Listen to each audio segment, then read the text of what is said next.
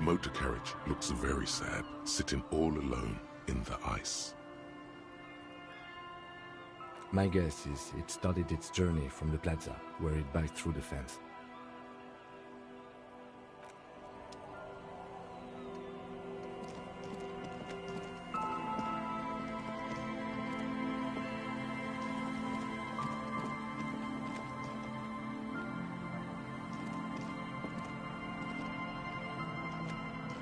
The motor carriage. My guess is it's... I agree.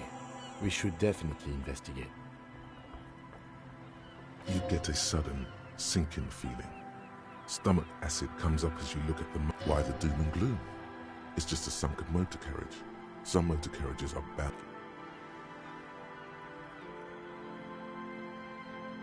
As you sit down in the old, rusty playground, the hinges creak nothing but the sound of seagulls high above in the... Yes, it does.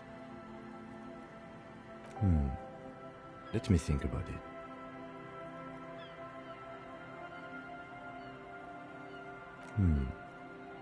It's impossible to say if it's happening, if the clouds pass in the sky and the shadow of the swing moves like the hour hand on a timepiece. 30 minutes have passed. I believe it's following a pattern set millions of years ago by cosmic forces. But I suppose it could... Clouds on the horizon grow darker, and the shadow of the swing set keeps climbing. You hear the distant rumble of the city.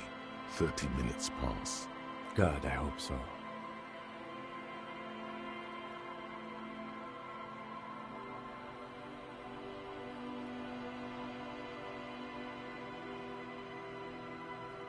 Your voice echoes on the water, strange and out of place in the environment. 30 more minutes pass.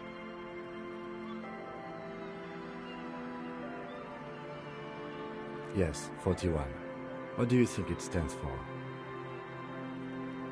I'm sorry, Harry. I'm so sorry. 41. Precinct 41. Oh, God, Harry. No. Just no. Say no to this, Harry. I'm afraid so, yes. It looks like you drove your police motor carriage into the sea.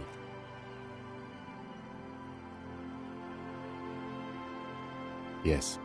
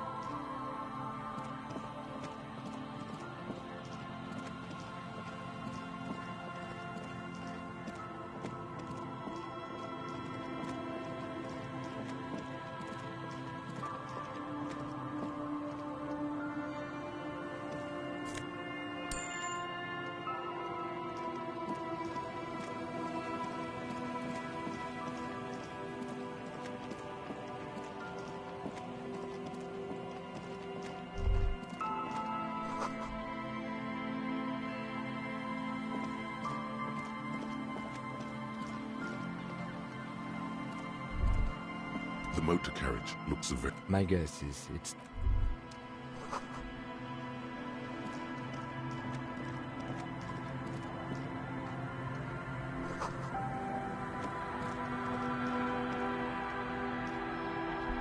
The motor carriage looks a... My guess is it...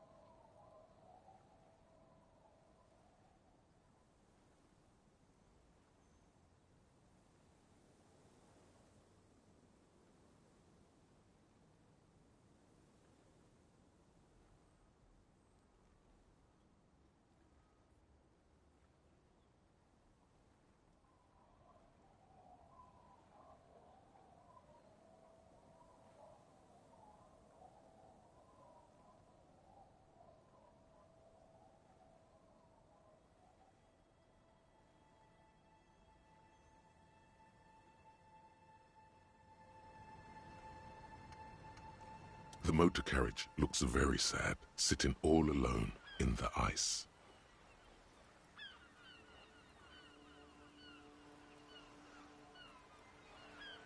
My guess is it started its journey from the plaza, where it backed through the fence. I agree.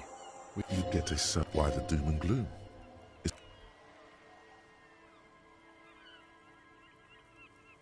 As you sit, the hint, nothing but the sound of seagulls. Yes, it does.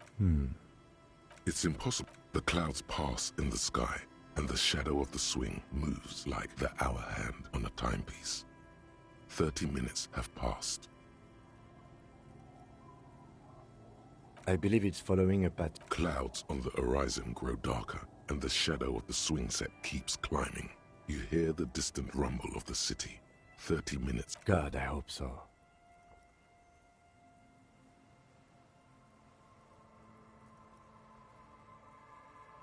Your voice echoes on the water, strange and out of place in the environment.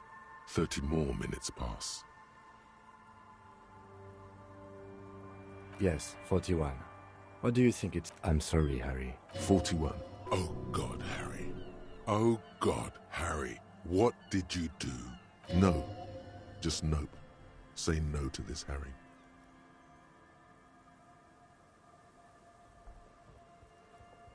There were never any street racers. It was always you. I'm afraid so, yes. It looks like...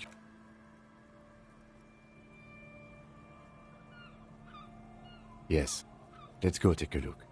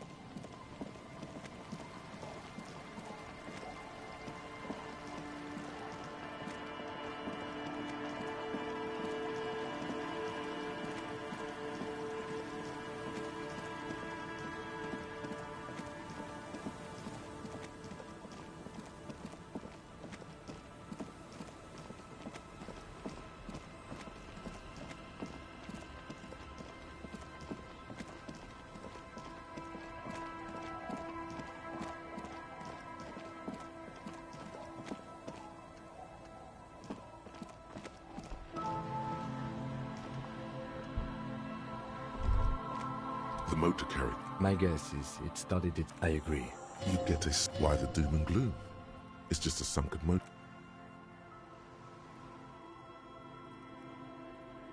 As you sit down, the hinges, nothing but the sound of seagulls high above in the sky, echoing like distant laughter.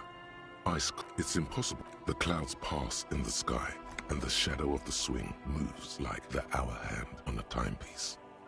30 minutes have passed.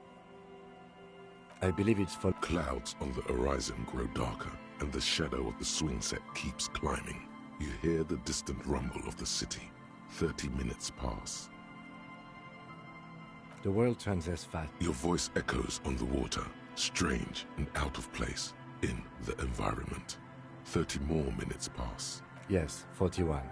What do you think it stands for? I'm sorry. 41. Oh, God, no. I'm afraid so, yes. It looks like you drove your...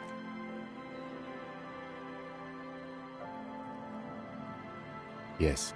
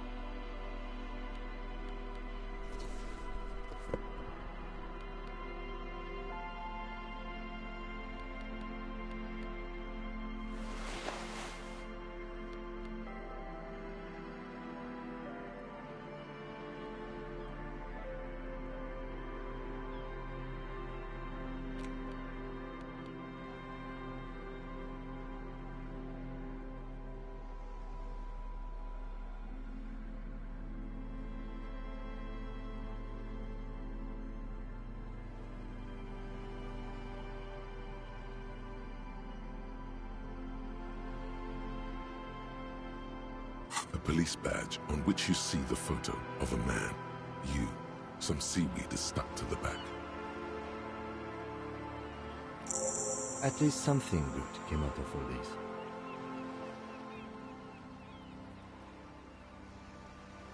Encased between two durable plastic sheets is a bluish card with lines of information and a watermark in the shape of the street grid of Revachol West. You see a photo, a name, a rank, a document number, the date of issue, and, in the lower right corner, your precinct. The man keeps winking at you with his green-grey eyes. The photo is old, no doubt about that. Good choice. A newer photo would look different. 8, maybe 10 years. The guy in the picture is rather good looking. He's got a nice haircut and is distinctly lacking in massive sideburns. What do you think? His face is already contorted by the expression, although it looks less grotesque on him than it did on you. It looks like you had quite the charming face way back then. Your hair is brown and slightly curly. Your eyes... Don't be fooled. The bad times have already begun. The badge in your hand shines as you rotate it, catching light.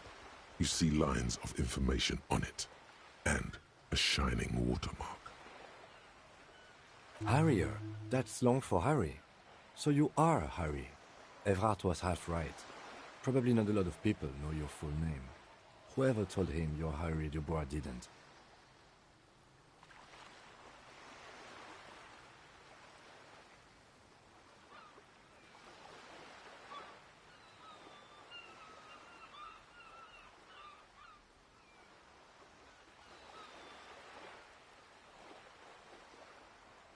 It's a wartime name, revolutionary. The kind mothers give their sons during troubled times, like Undying or Boxer or Ironhide. A name like armor.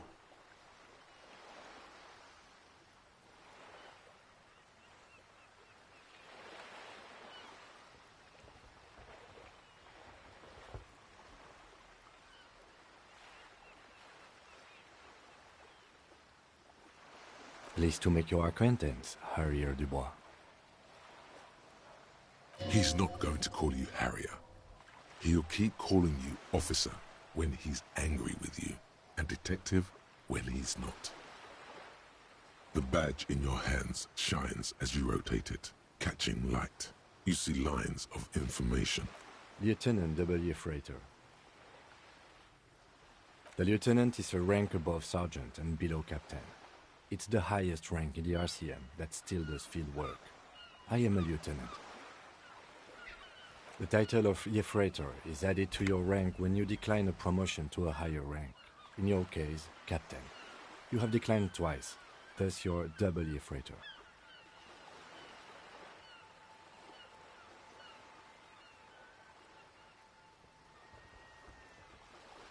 There are many reasons one would do this. The rank above you in your precinct's décomptage might be taken, or sometimes promoted officers do not want to replace their superiors out of respect. And sometimes they just prefer the type of police work available to their current rank, in your case, lieutenant. Heavy-duty case-solving machine. Décomptage is the hierarchical system employed by the Revachol citizens' militia. It means counting down to twos.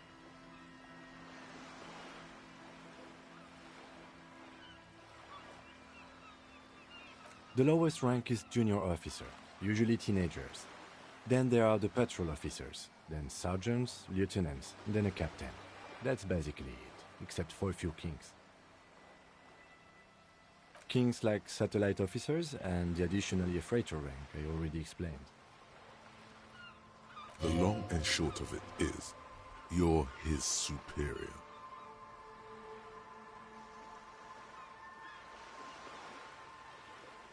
You are given the title of satellite officer if your partner is quickly promoted through the ranks and you rise with him. You don't seem to be a satellite.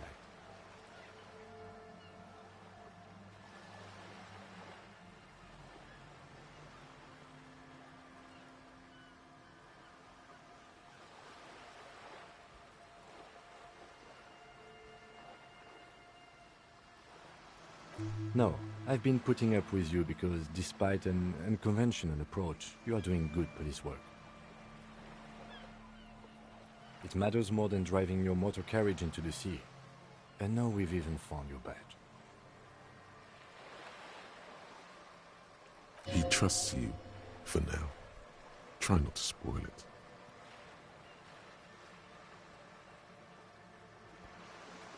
Yes, apparently you've had a rather successful career in the past, and this leads me to believe maybe your current situation is only temporary.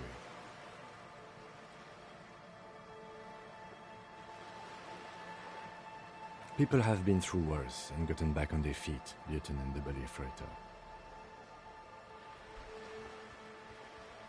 Such a small yet precious thing.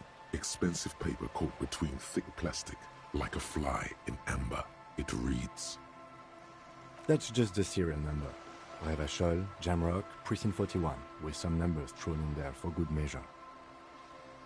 4 months ago. I'm guessing that's when you were promoted to the rank of Lieutenant W. Freighter. A new badge usually comes with a new rank. You seem to have been doing well then. The case created a lot of edge you have to take off. The death march really gets us going. A lot can happen in 4 months, especially in winter. The winters are never easy on you, of that you are sure. I remember that time! The tie around your neck feels tight suddenly. That was a good time! We had a good work-drink balance going! What happened, man? Pump it up!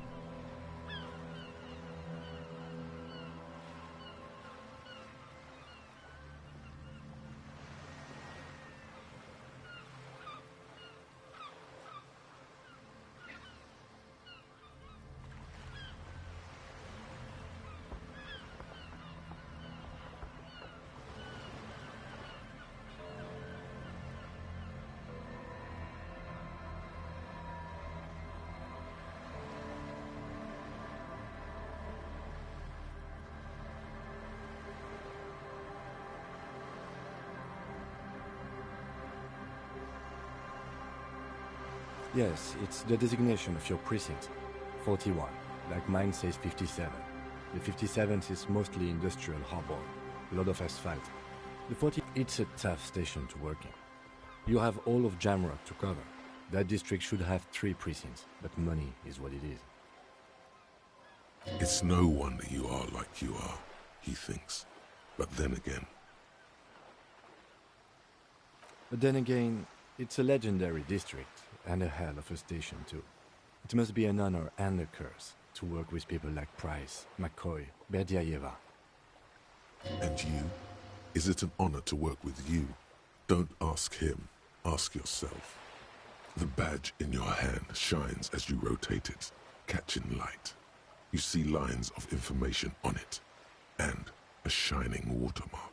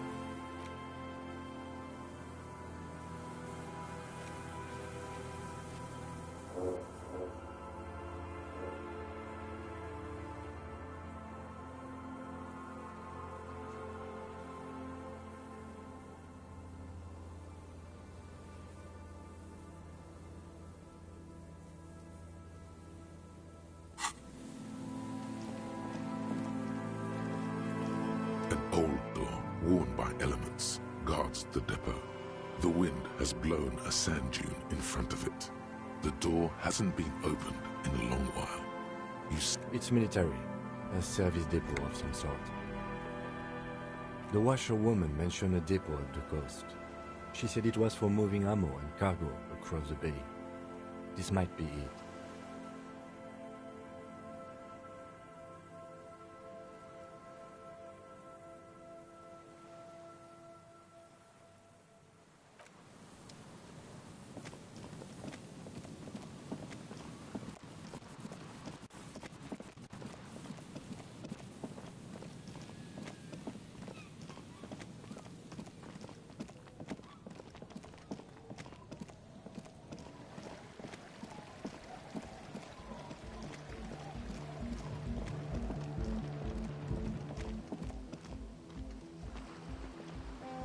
Hello again.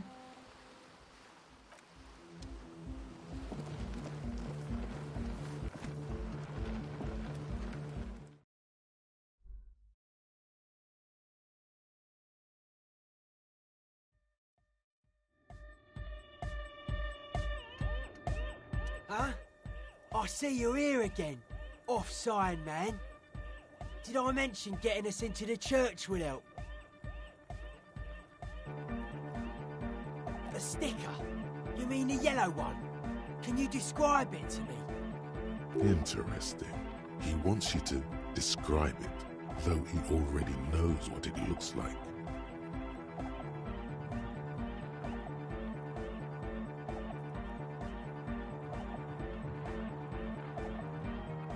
So I can hear you do it. Sometimes the outside gaze helps us reflect on things. Noid, don't bother our guests with your games. Piss off, Andre.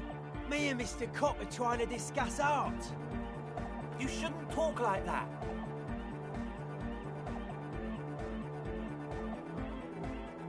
Right, noted. Sorry. Anyway, what was it like? An off-handed sorry, if there ever was one.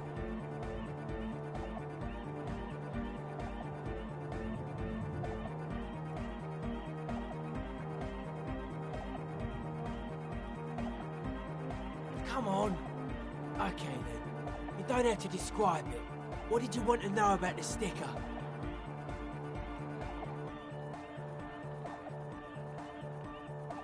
Simplicity was brought to us by a classical soul artist modernism, but that was a tasteful, harmonious simplicity, right? Well, hardcore is not tasteful or outwardly harmonious. It's a warning shot. This will be dangerous. The echo of man's loss, haunting him. The sticker, the clothes, the music, same thing.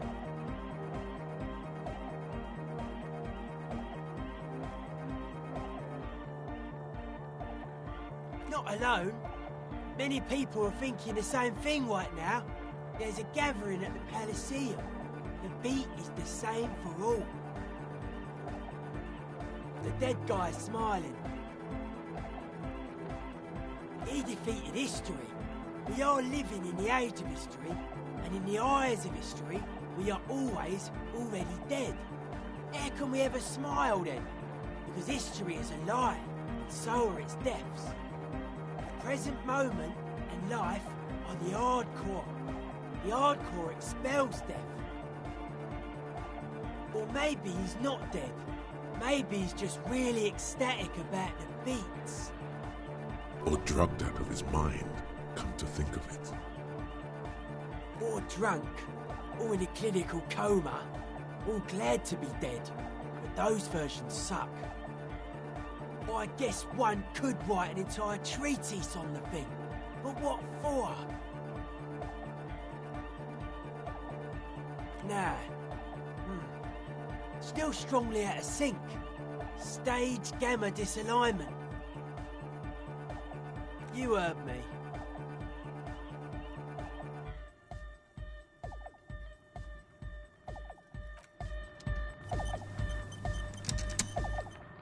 The large-headed youth has closed his eyes. Good morning! Yeah! Pump it up! Pump it up! lie again? Have you changed your mind? You changed your mind, right?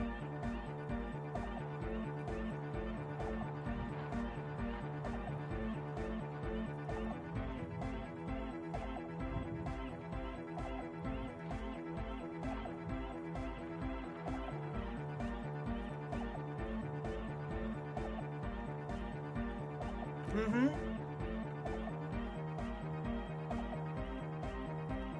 Brilliant! Lloyd, the key! All right.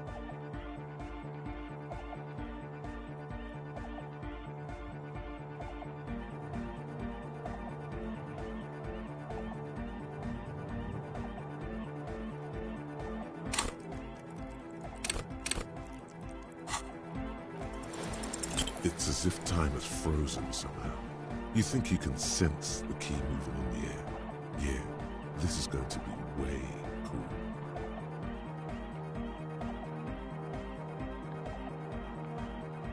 Blam!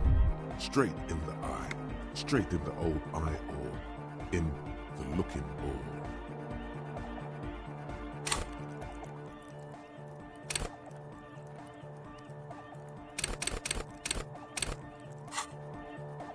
A stabbing pain. Tears stream uncontrollably from your right eye. Man, I'm super sorry. That was totally my bad. I got overexcited. Threw him too hard. I'm sorry. He looks like he's genuinely sorry he didn't throw them better.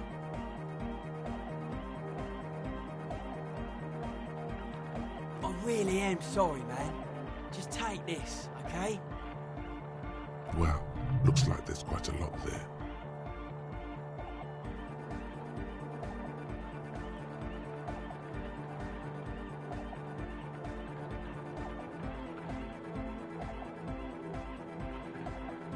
I hope that settles it. Or wait. The key? He is shifting in his spot, uncomfortably, still feeling sorry for the mishap. We were talking about the padlock, I think. Sure, man. Tell us what you want to know. Let's do it. As always, we'll be right here, waiting patiently for the news. Yeah.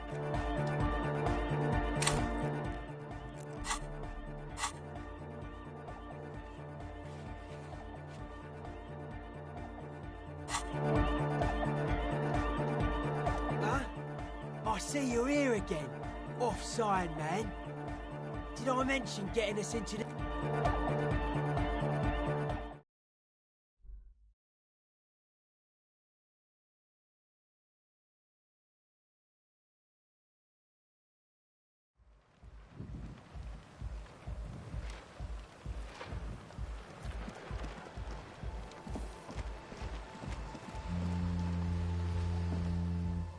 Hello again.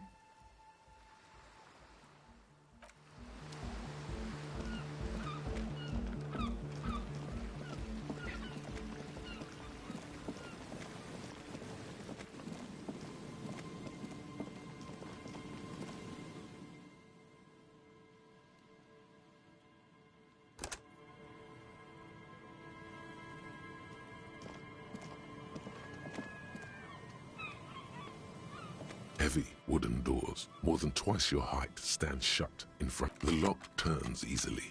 You hear a click as the shackle pops open. Let's go. As you do, you hear the echo of the doomed commercial area. Its black halls and dusty machines. Then the feeling passes. A great whoosh of air rushes into the dark innards of the church, as though rushing to fill a great vacuum. In the heart of the city,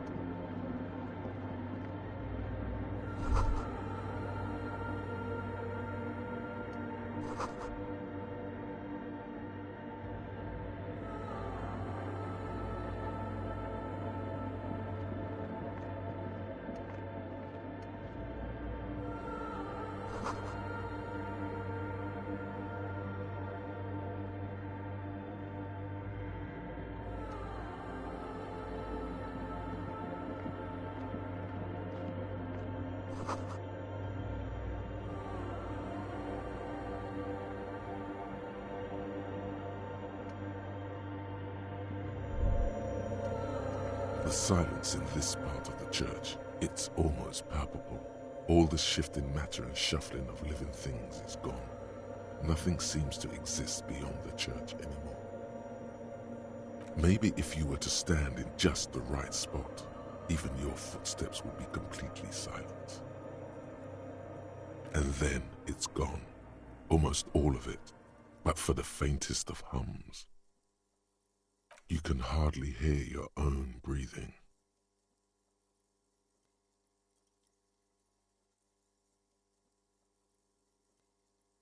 You produce a few muffled thumps, after which the silence feels even more total. Your voice is barely audible. Not a howl, but the softest of whimpers. It's unnerving. The lieutenant points to his ears and shakes his head. Then he leans closer. Can you hear anything?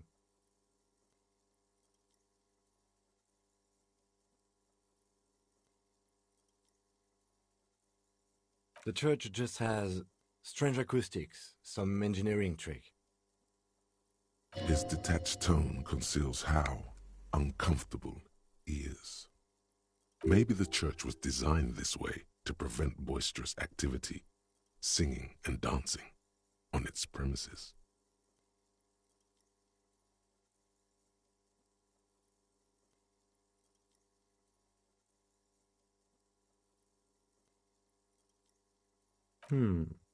Could be. The lieutenant... Can you hear anything?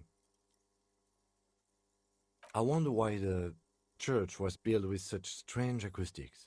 His detached tone... Maybe the church was designed this way to prevent boisterous activity, singing and dancing.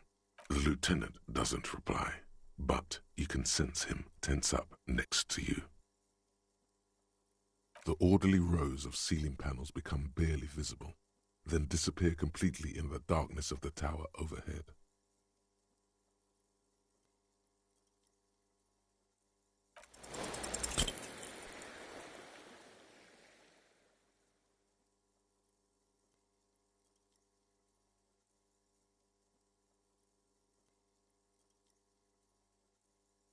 Just darkness without end. It makes your head spin.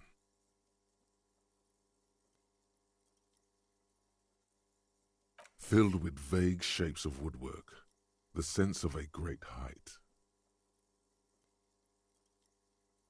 It's like you see your own face reflected back at you in the vanishing geometry. A strange, alien image that's supposed to be you. There's nothing. You're dizzy and disoriented as you see dark and more dark rising. Officer, what are you looking at?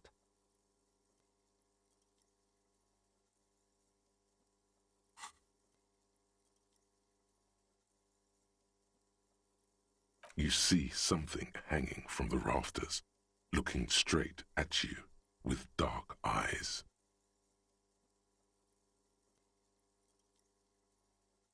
Maybe it's possible to talk to it.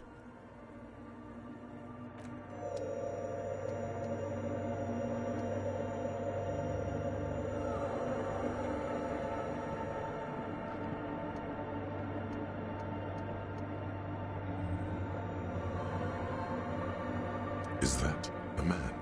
Looks more like part of the carpentry of the building came alive and is now studying you intently.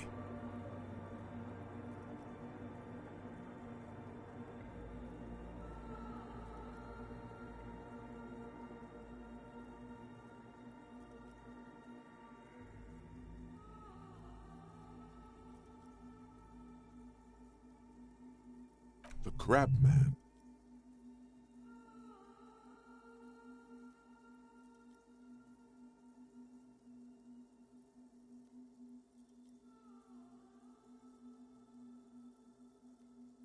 The man leaned forward a little, fixing you with a steady, unreadable gaze, then speaks. Habitual alcohol use has made you into a scared little pussy, Holmes. But don't worry, everything's gonna be alright. You come to the right place. Here you can receive the mother's love. And when you're ready, she will take your hand and lift you out of the despair at the bottom of that bottle. This man is obviously a habitual narcotics user. Do we really need to question him? I'm put off by this religious stuff, he thinks. And maybe the ceiling climbing, too. It's all very hard to square with the lieutenant's own view of reality. Hey, and what was that about the bottle again? You haven't even drank that much lately. Lay off it already. Shish. Oh yeah, sure. You don't know anything about alcohol use. You got it all under control, Way. I could smell the control all the way over here.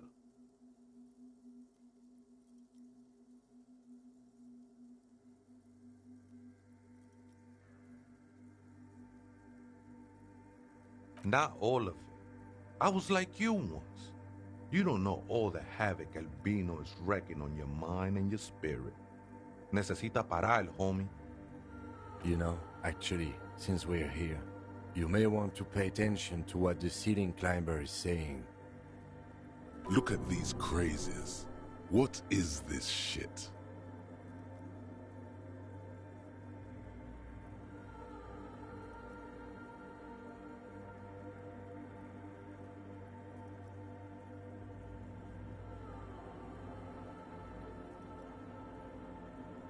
It doesn't matter who I am, Way.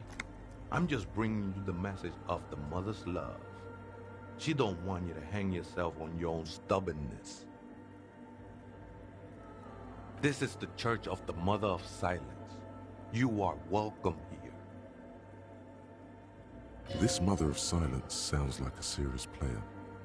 You might want to be careful until you find out what you're dealing with.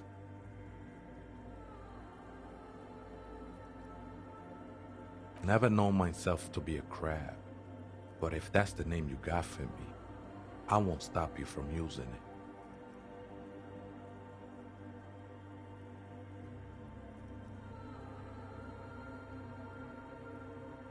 I always thought of myself more like a flame, flickering along the rafters and beams. It may be that I gotta work on my technique. I was in a gangway, but my memories of that time are fading. Most of them are already gone.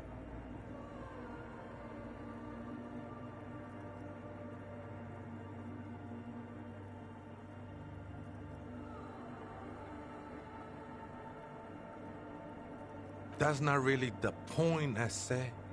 You gotta give yourself over to service. Service of the mother, that is. Do you remember your name, sir? The lieutenant is not particularly interested in this information.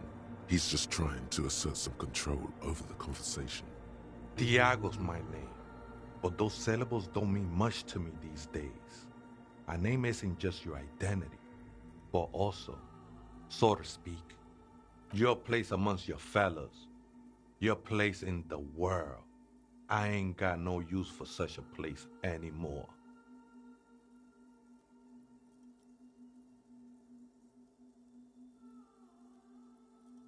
That's just the thing, Holmes. None of that matters. This is a special place. There's a perforation in the world up there. a way out into nothingness. This church was built around it. For purposes of I circled it, nurtured by the silence bestowed by the mother. One of these days, I'll be pure enough to go drink from it directly. Oh, that's no simple question, I said. She is one who can be painted or sculpted. She is a cavity in the dark beyond sense. She saved me, but I couldn't describe her to you.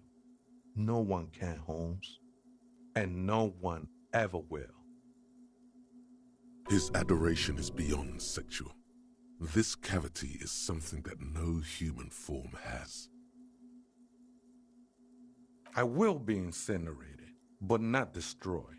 Finally, I won with the state of the world before reality began.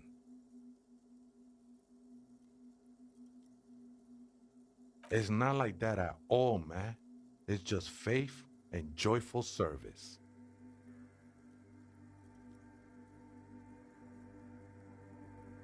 I heard that before, Way, and I know I can't convince you on the spot.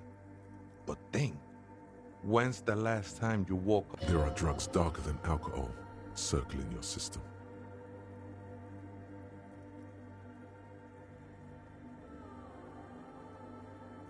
She took you for a good spin, huh? Don't worry, bro. That love is but a drop compared to the ocean of the mother's love. The mother will eat all of you and never spit you out. I know it will take time. Don't sweat it. I know it will take time. I'm a seraph, Holmes. I sing the mother's glory.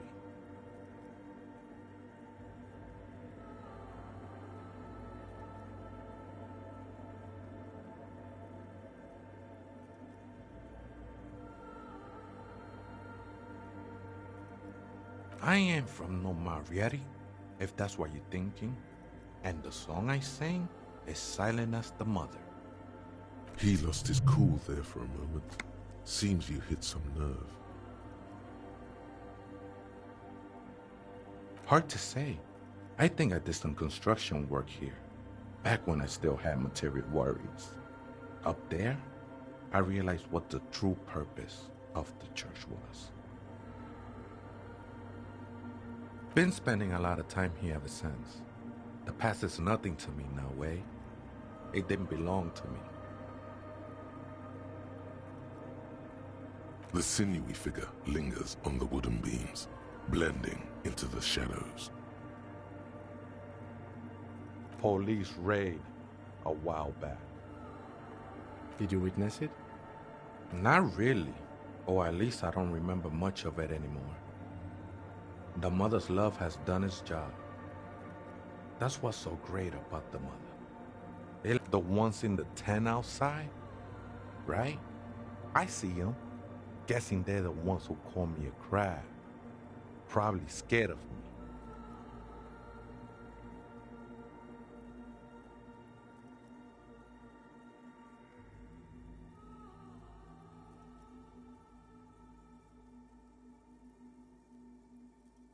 Nah, man.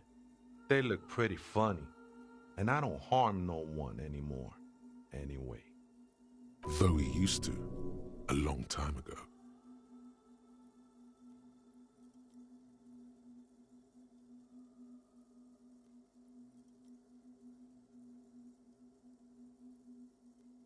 Why not?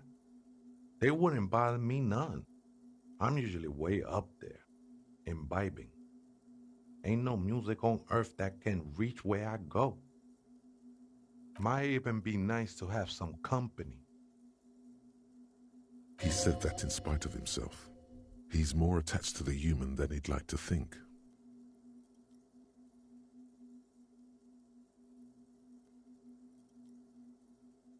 Other spooker? Oh, esa viejita es muy estudiosa. Don't know, Holmes? No. I just call her viejita because of her clothes. She's actually quite young. Or maybe not that young. That's what I said, Holmes. Don't really follow her comings and goings. Just see her typing on her computer now and then. We got different interests. I'm afraid not, Essay. You just have to wait until she comes back, or search through her radio computer.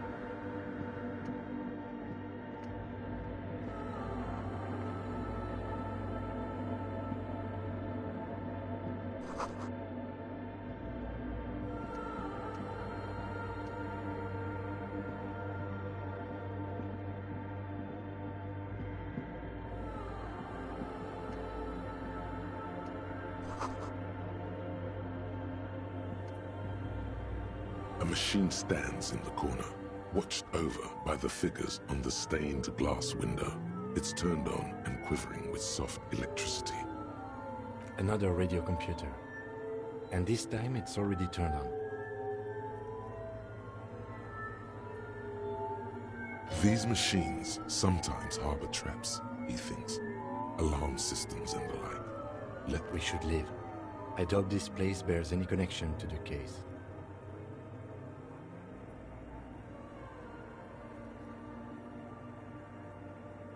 It's also quite similar to the one we have down at the station. Must be the same model. A quaint little box of radio waves. You see fluorescent play and print buttons on the keyboard.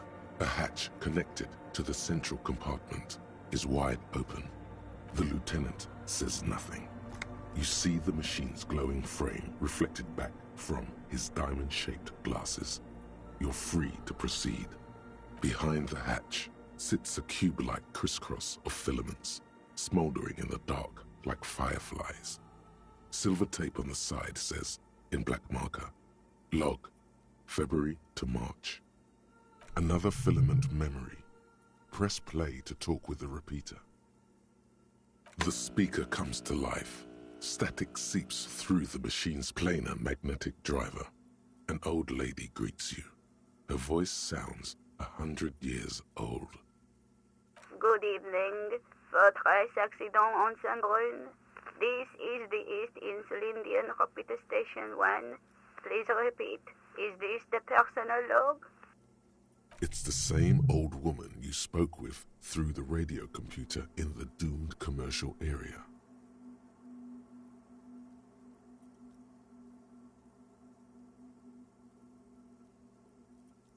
Good, thank you. Please repeat. Is this the personal log?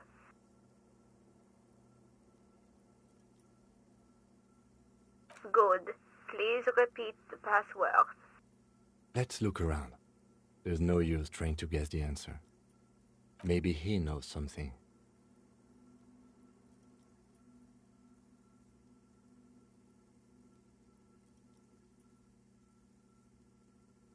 I am contractually obliged to protect the privacy of the filament holder for stress accident.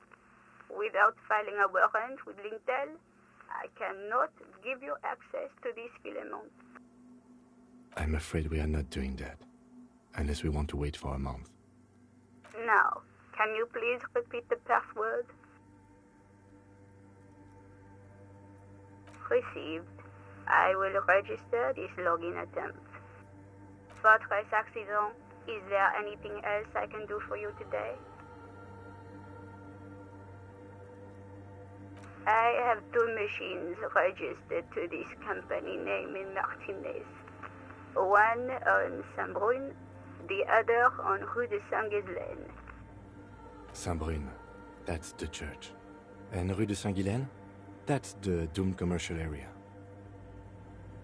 Anything else I can help you with?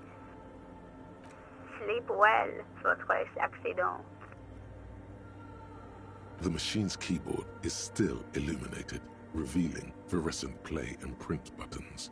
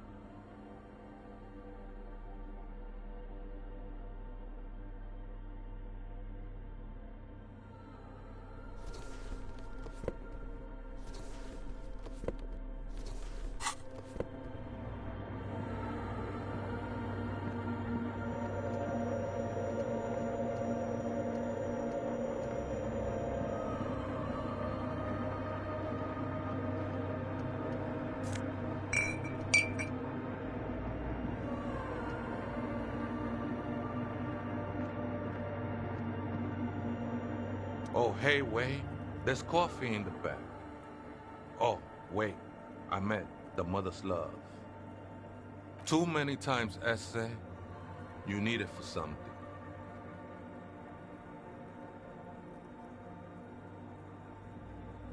Don't sweat it, vato. The password is afterlife death. That is true.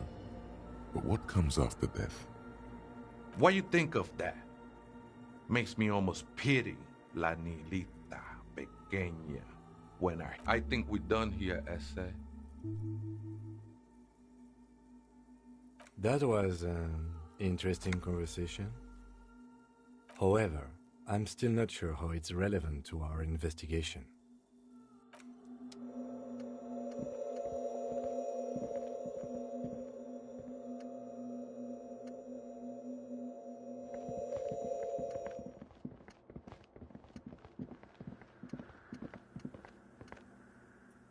The machine's keyboard is still The speaker comes to life.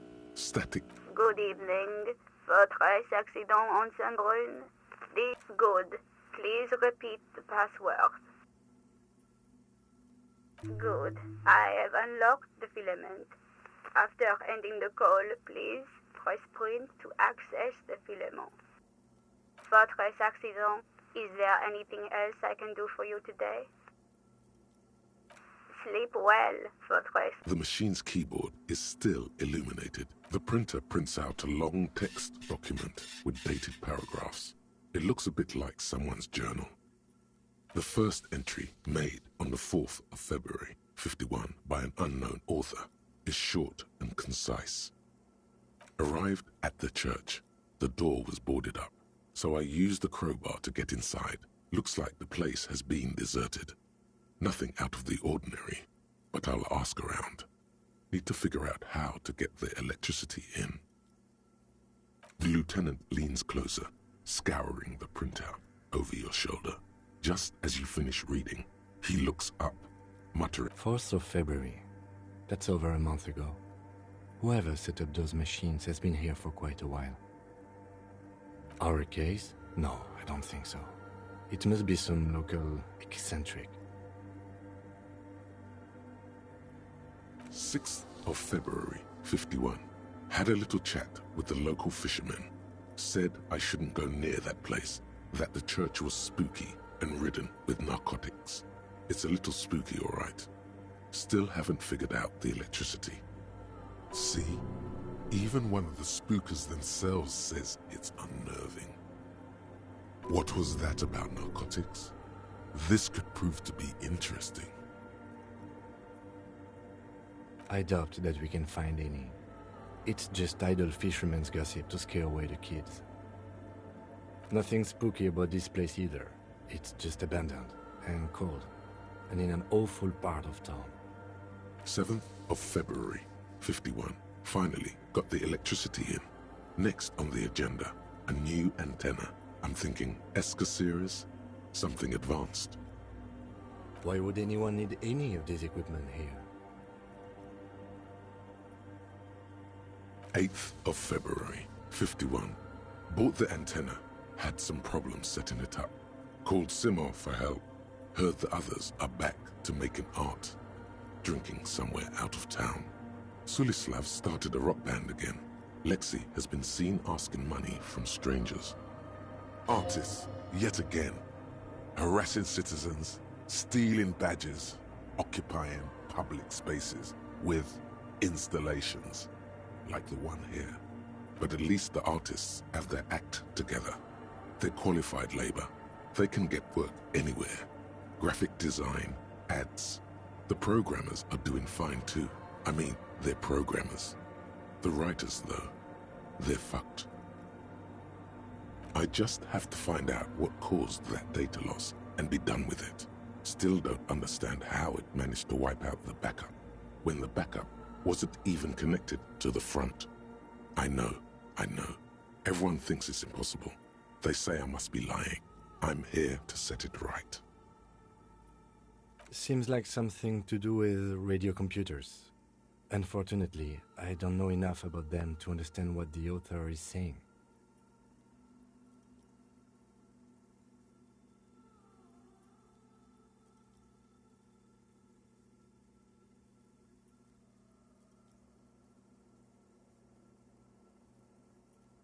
Something about the backup data getting destroyed, and how everyone thought it was the author's fault. Let's just keep reading. I think these people worked in the radio computer games business, the one we saw in the Doom commercial area. They must be our former co-workers.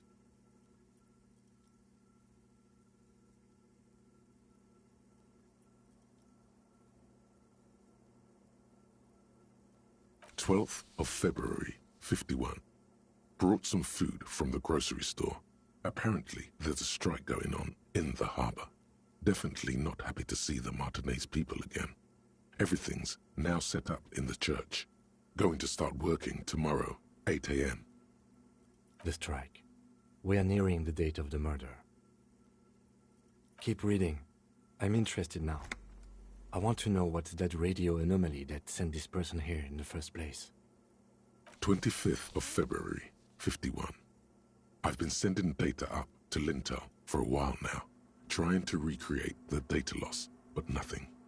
Didn't even feel like logging in, the disappointment. But I did discover a curious audio-spatial anomaly at the back of the church. I've named it the Swallow. It swallows sound. Need to get some mics.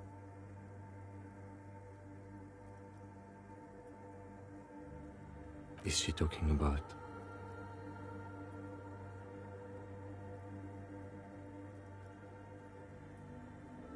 "28th of February, 51. Yes, the first recordings confirm that the Swallow is real, and I'm not just losing my mind. It's a pillar of silence, with a diameter of approximately 3 meters. Seems like the higher I go, the less I record. This might be a coincidence, or it could be connected to the data loss that led me here.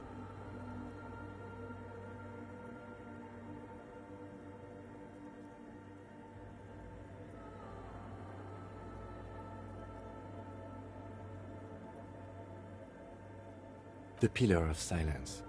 She is talking about the silence. Is she suggesting it's more than just an architectural quirk?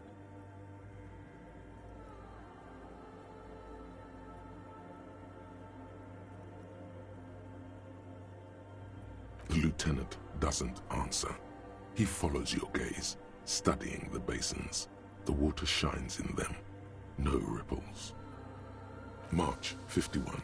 Some kind of young disco men have appeared next to the church. I've been trying to record the silence to find the epicenter, but now it turns out I've also been capturing the future of dance music, one neo-disco song over and over again. Fortunately, the song is so monotonous, I was able to devise an algorithm to factor it out. The other day, one of the disco men came in. Before I could even say hello, She got scared and left. Good. I don't want anyone distracting me from my work.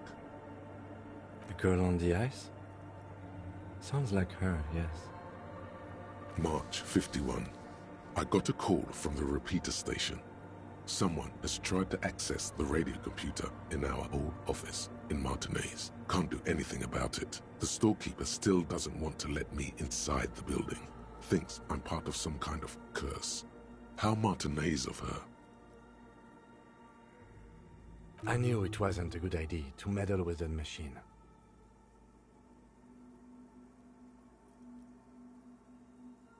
March 51. A new 2-meter aux cable. Noodles, crackers, ping-pong energy drinks, water, toothpaste, gum, also some canned air. Your reading is interrupted by the sound of the church door opening. A strange woman makes straight for the radio computer.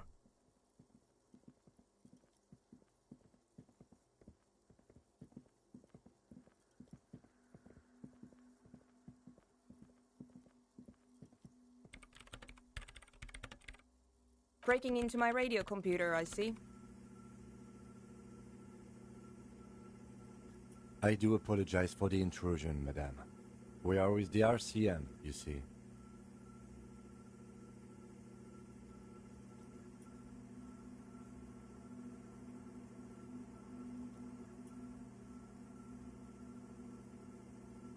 Well, you won't find any music venue organizers here.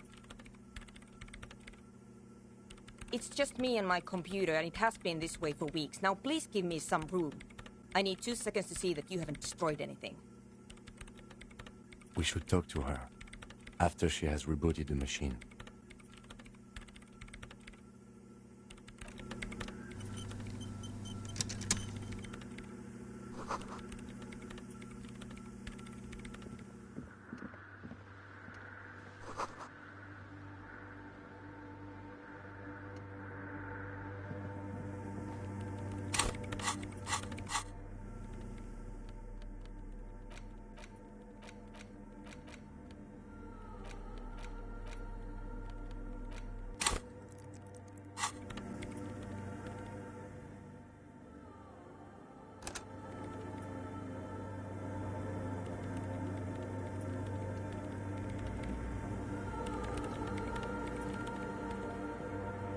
What is it?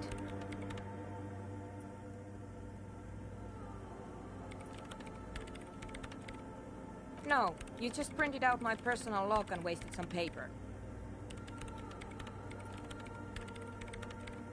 Yes. Or no. Not anymore. That project is dead. She doesn't seem surprised to be recognized. Rather sad.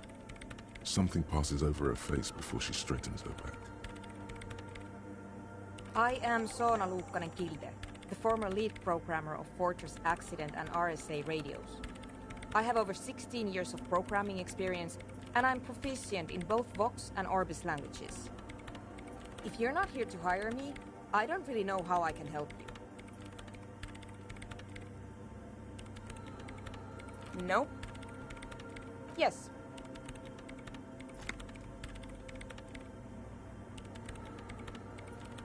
No, you're right. I'm not.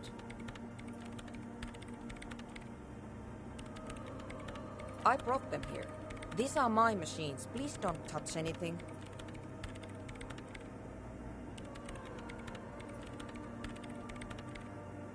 I use the AR-1 as my RAIN Prefect processing unit. RAIN Prefect, my radio computer. Yes? You really don't know anything about radio computers, do you?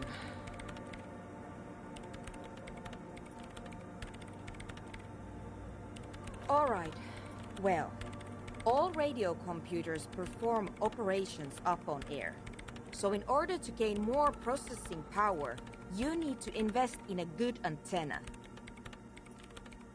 On the front, the unified front of radio waves, licensed and controlled by Lintel in the East Insulindic region.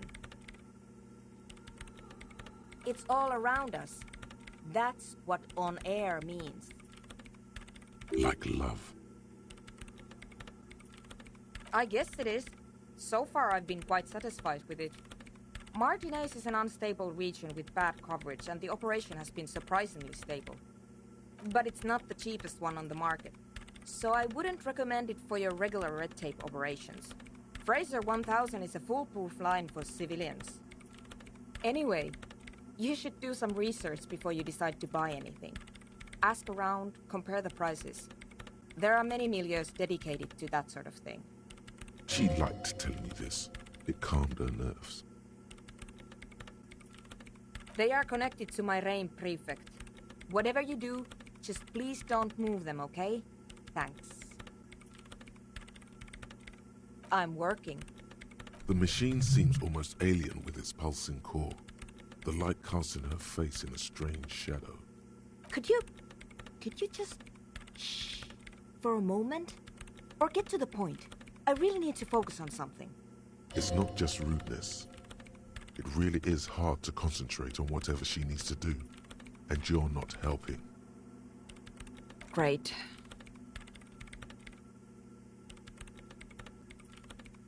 You really like those questions, don't you?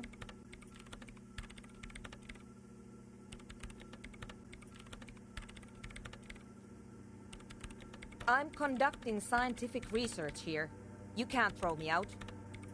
I'm looking for the location of a 2mm hole in the world. She's looking for a disruption in the radio waves. That's what her personal log said.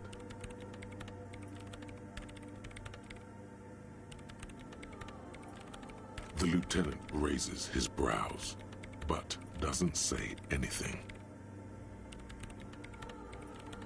Yes, that's what led me here. But I suspect it might be something a bit more complicated than that.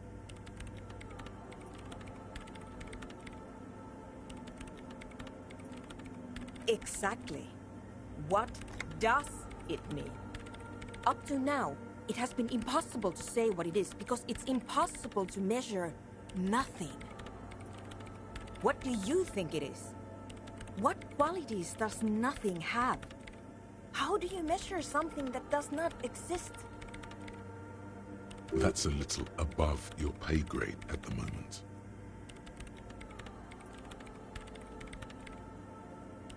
I don't know.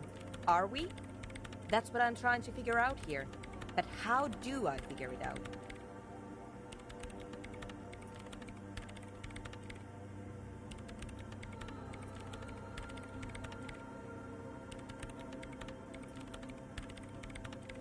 You measure it by its surroundings, by that which does exist, which is what I've been trying to do. I've tried using hydro transducers to record the silence, to find out where it begins. But honestly, it's not progressing very well. But does it have anything to do with necroplasmic life forms? Ghosts, in everyday parlance. Ghosts? No, I don't think so. I don't believe in ghosts.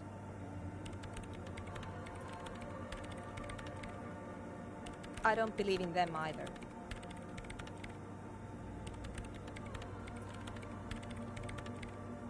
Great. What are we talking about? And why?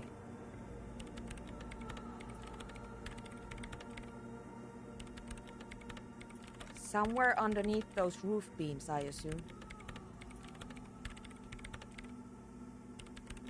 Only a faint crisscross of rafters can be made out from the dark, most of the tower disappearing into the shade. Strange things may flourish in the dark. There's this place at the back of the church, a place where all audible vibrations seem to decease. I've named it the Swallow, and the higher you go, the less you record.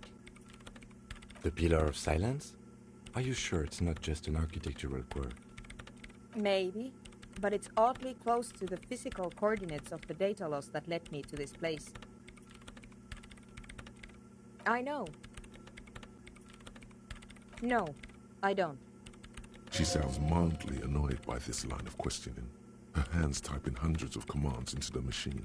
Because it's just trial and error, trying to locate the Swallow, the exact point in space. And I don't have a... You know what? It would be really helpful if you could just stop talking and let me work.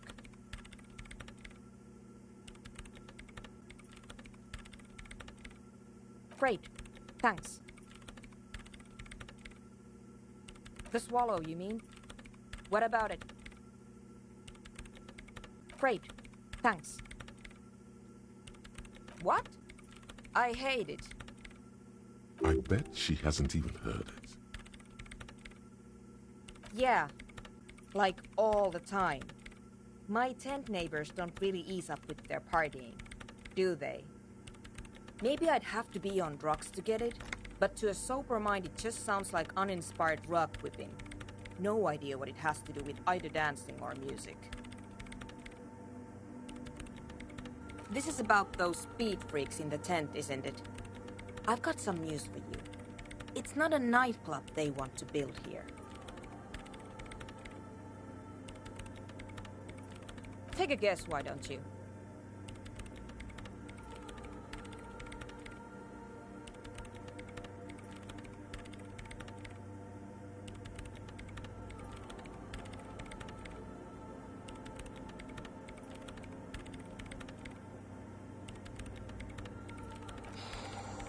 I can't believe they got you so easily. Go have another talk with those up-and-coming entrepreneurs, will you? Thanks. Good luck. I'm not coming in there.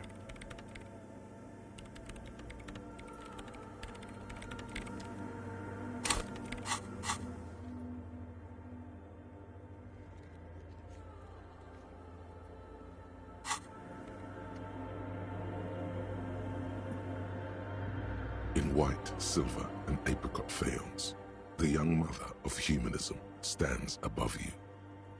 A crack runs across her body. She is impossibly tall, oval-faced and sad, a dark and radiant majesty.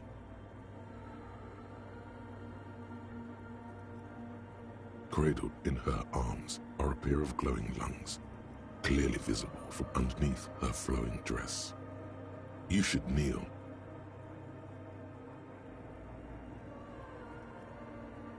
Your knees touch the floor. The floorboards are hard and cold. There you kneel among the snowdrifts, diffuse light falling on your hands from beyond the glass. The world is silent, but for the creaks and cracks of the massive wooden structure behind you, it covers you from the wind outside. In the darkness, you sense her eyes on you, inspecting you with their multicolored glass, as if you're a bug under a microscope. The woman looks down at you kneeling. She towers among her followers, architects, laymen, courtiers. There is a sad smile on her lips and a glint in her green-blue eye of what? Compassion? Remorse? She acknowledges the passing of someone who is still alive. You. No, she doesn't care about you. She only cares about her shiny sovereign's orb and her silk robes and getting to the aerodrome on time to leave.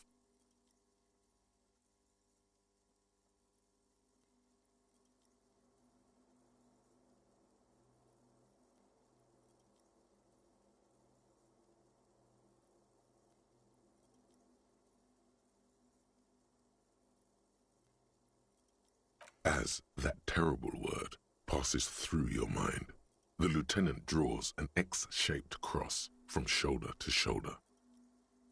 Your fingertips touch your chest 4 times. Then you rise from your knees into the apricot-colored light of the window. Above you, the woman still smiles her distant smile, sundered by the crack in the glass.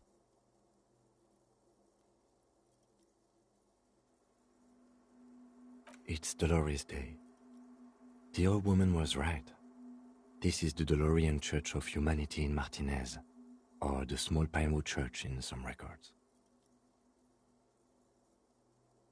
It's a minor landmark, not easy to find.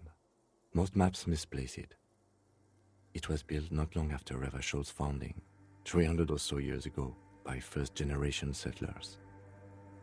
There used to be 7 stave churches on the coast. Les Sept Sœurs, they call them, the 7 sisters.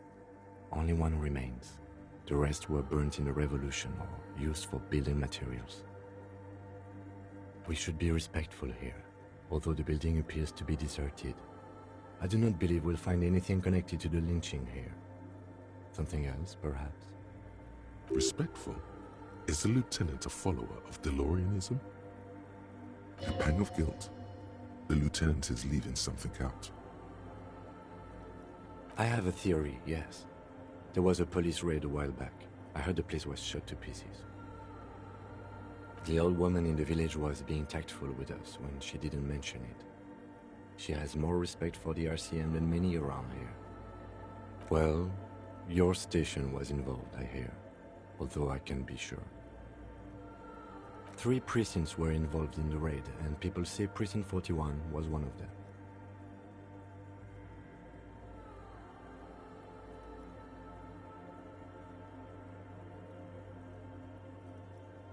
I'm sorry, I'm not saying you were. It was a clandestine operation. I don't know anything about it, why it was conducted or who participated. I try not to pry into extra-district matters. Good luck. You will not get information on a confidential operation from your station secretary just by calling. If you really don't remember, it might be better to keep this one forgotten. It happened a while ago. It's unimportant to our business in Martinez now.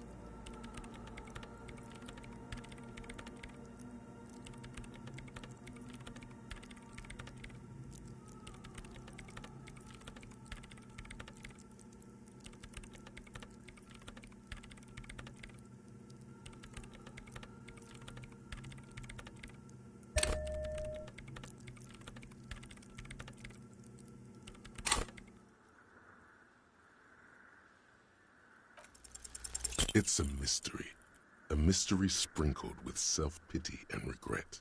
For some reason, unknown to your mind, looking at her delicate eyes makes you feel like you're ready for drowning. Your heart knows, but it does not want to say, not yet. Let these things be unknown for now.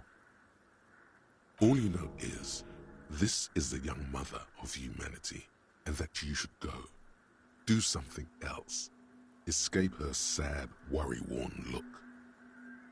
Yes, we all are. Her name, body, and rule are synonymous with humanism. The laws we enforce are DeLorean in origin.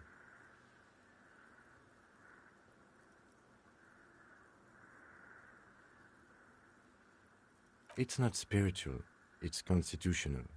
The DeLorean system does not demand faith, only accordance.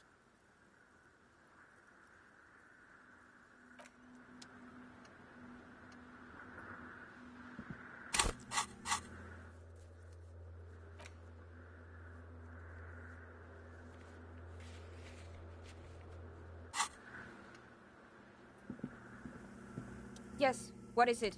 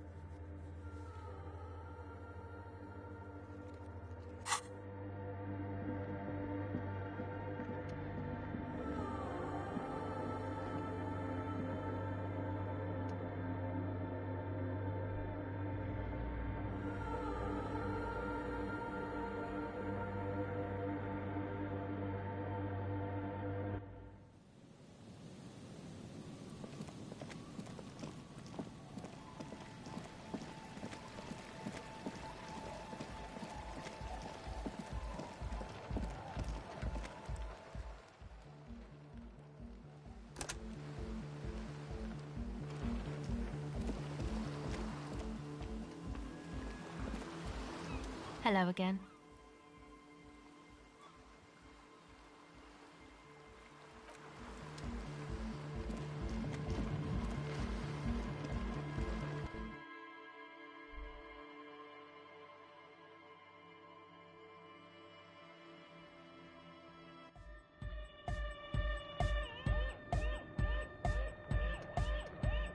Hi again. So, how are things going?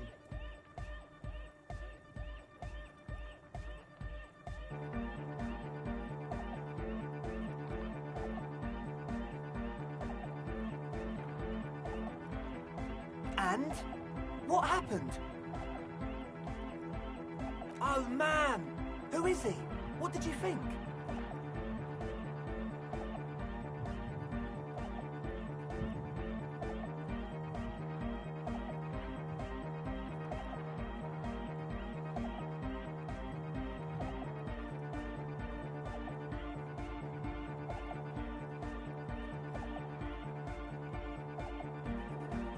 Really? Huh. Interesting. What's he doing in the church?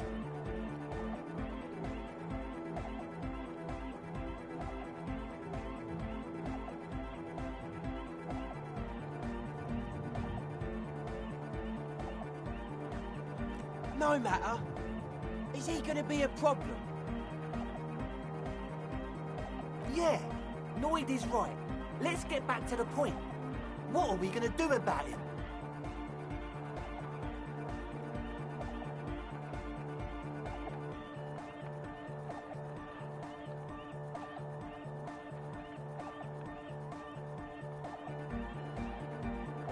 I don't know, man.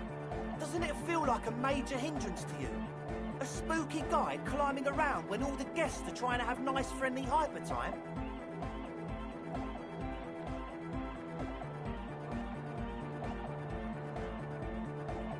I guess it's not a massive problem, now that I think of it.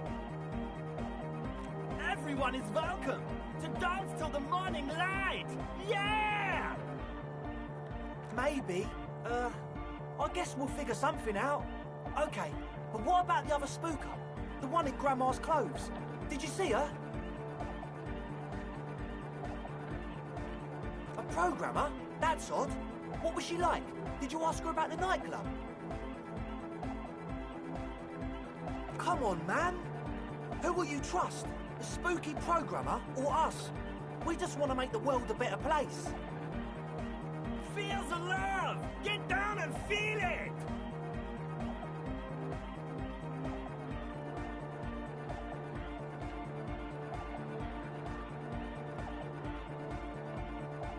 You'll get there, believe me.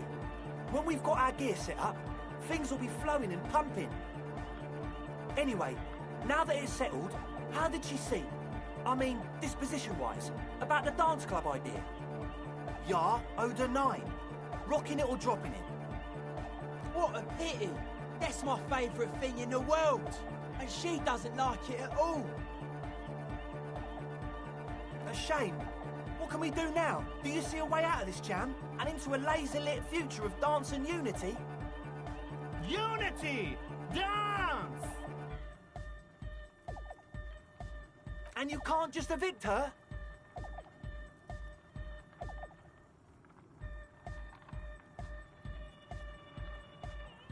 Look at you, Honor Man! No, Noid. He's right. Maybe we've approached it the wrong way after all. I'm sure there's a workaround. We can make a deal not to bother her. If that's okay with her, we only want to get in the church and spread the joy and ecstasy of music. The lines in the dark exist! Coexist! At least Crabman seems like an advanced being. He's hard. He'll understand. Yeah, he can do his climbing thing in the tower. And the programmer, does she like Nordic dance music?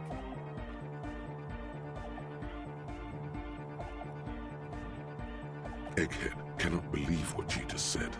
It makes him pump the jam a little slower for a moment, but then he returns to the full swing of it. No worries. We'll figure it out. If coexisting fails, you can always muscle her out. right? If it's all okay with you, what do you think?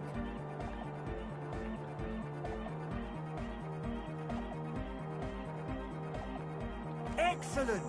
Good luck, my friend.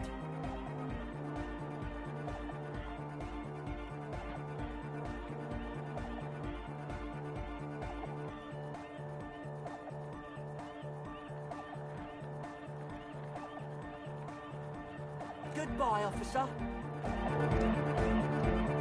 Huh? I see you're here again. Off. The large-headed youth has closed his eyes. Good morning! Yeah!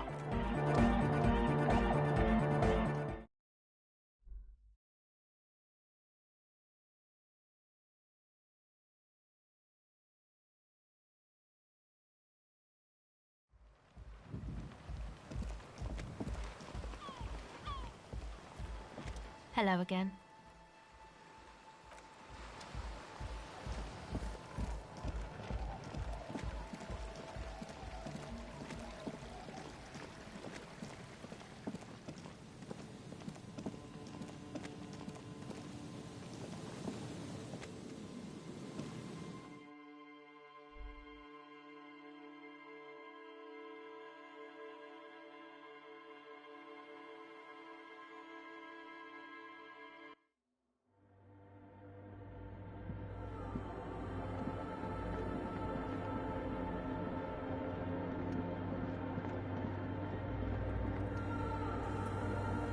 Yes, what is it?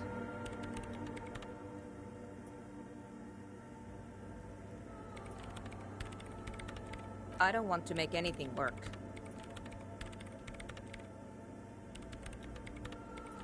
Yes, anything. I don't want to make anything work. It's not the melodic dance music that's made her bitter. It's the failure of Fortress Accident. That's right. If we couldn't get our Welkins to happen, I don't want anything to happen. Ever again. There's not a trace of irony in her voice. She means it.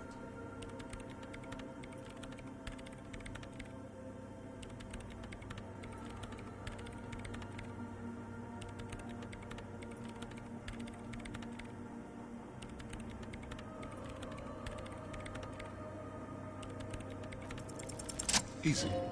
When her research is done, she can move out. What? No, I don't really need any help with the project. She thinks about it. A glassy look in her eyes. A gust of wind brings more snow in from the broken gallery. It touches her hair. All right. Bring me the game's offsite copy from my old workspace, if you really want to help. It's stored on a filament memory, and I'm unable to go and fetch it myself.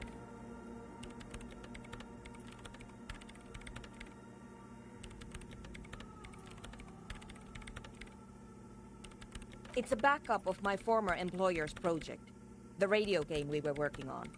It's stored on a filament memory, just like the one inside this radio computer. The backup itself is destroyed now, but I'm hoping to use what's left of it to pinpoint the exact location of the anomaly. You just have to go to my old workspace and get the filament. Yeah, that's the one. You can get in through the bookshop. You just have to do some explaining to the bookstore lady.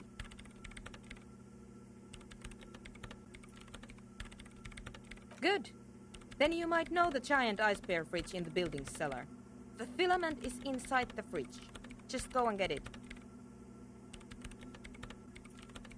In the giant ice bear fridge. I just told you. It has red glowing eyes. It's impossible to miss. You just need to get the offsite copy from the ice bear.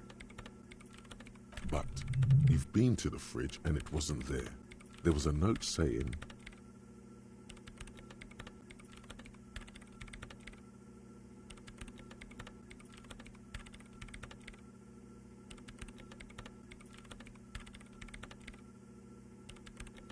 No, that's the production schedule you stole and accessed without authorization. I don't need it. In his defense, it was simply lying in the desk drawer of an abandoned cubicle. Okay, but still. Wait, a note from whom? Did it specify where they took the filament memory? Jawiza.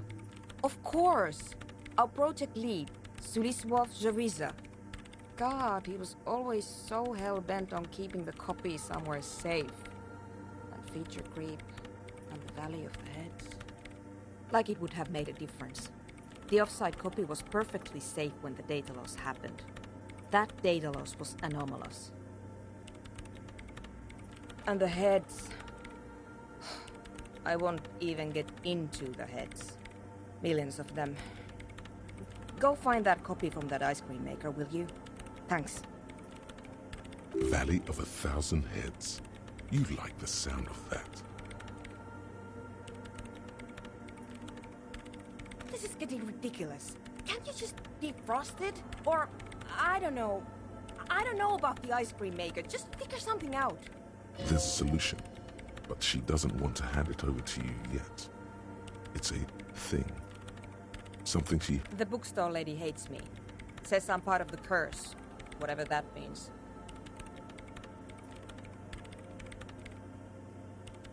Because she's from Martinez, and people from Martinez have never ever seen a radio computer.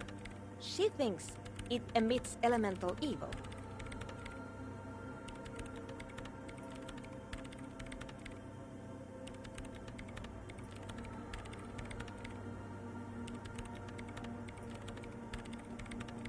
It doesn't emit, it receives. You sound just like her. She started praying when she first saw my reign. Turned to higher powers. The lieutenant coughs like he's amused. Once I came in one morning, only to find that my terminal was full of those strange trinkets and amulets. Wards. It looked like some Semenine magic. Thanks.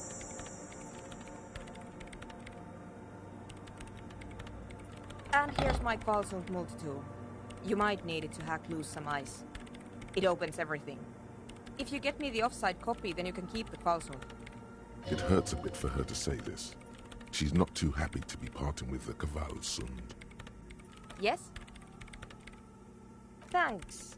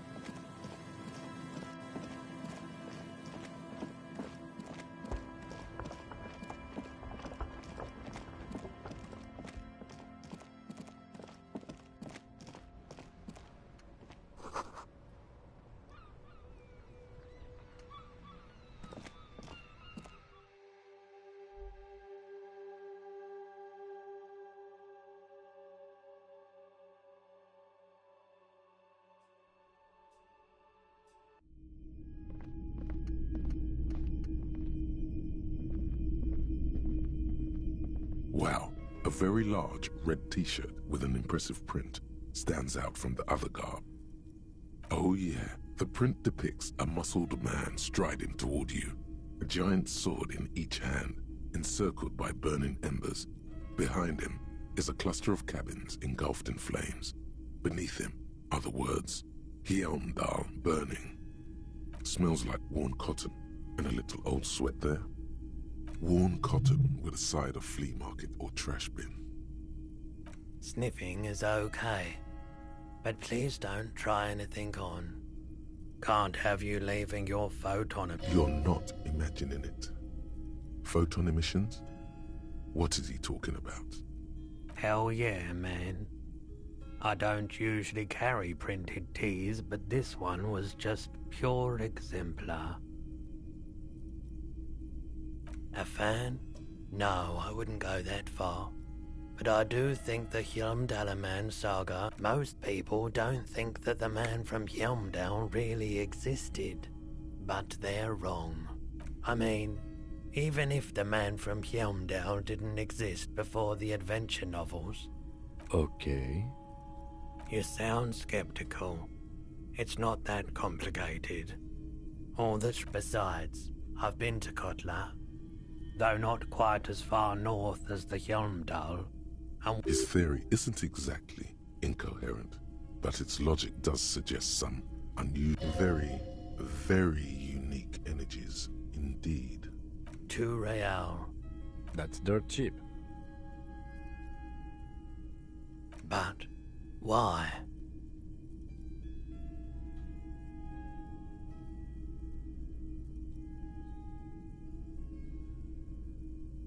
I suppose that makes sense, yes. Please go ahead and take it. Welcome to Hjelmdal.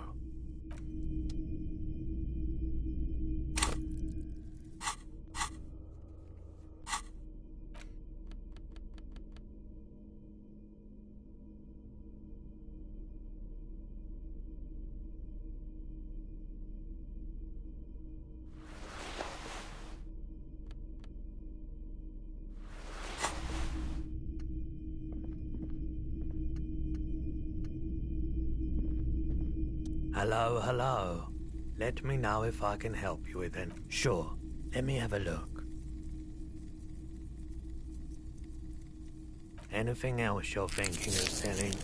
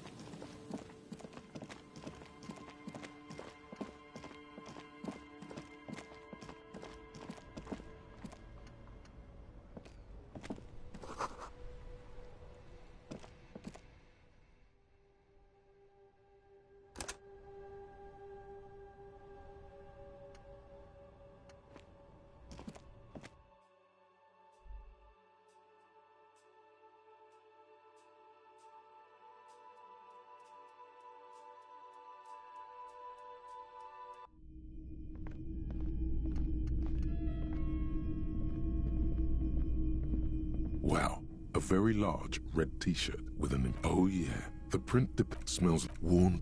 Sniff. You're not imagine. Hell yeah, man.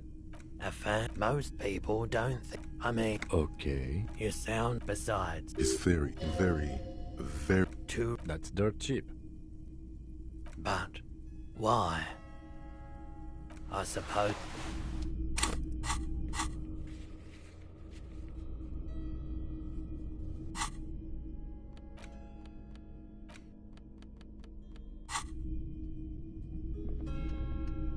The boomboxes wait on the shelves, and your boombox, that gold and amber Harman Waushi, stares at you long. And here you are, quality sound reproduction on the go. It'll play anything, wherever, turn any tape into a conversation of sounds and shapes.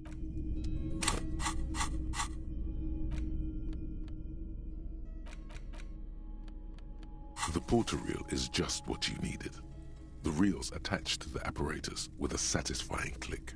The tape is routed behind the magnetic reader.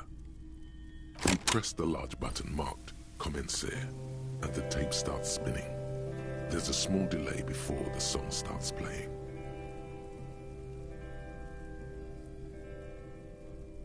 It sounds like someone's moving in the room, getting comfortable. Then the organ starts playing a simple, melancholic tune echoing in the hallway, telling you about the tiniest church in Cessons, surrounded by even tinier yard. You almost feel the seaside mist on your skin. It's mega sad. Within seconds you know this is the one, the real shit you've been looking for, the one you trust your room to. This one tells it like it is. This is your tune. A click, then silence for a bit. Then the tape stops spinning.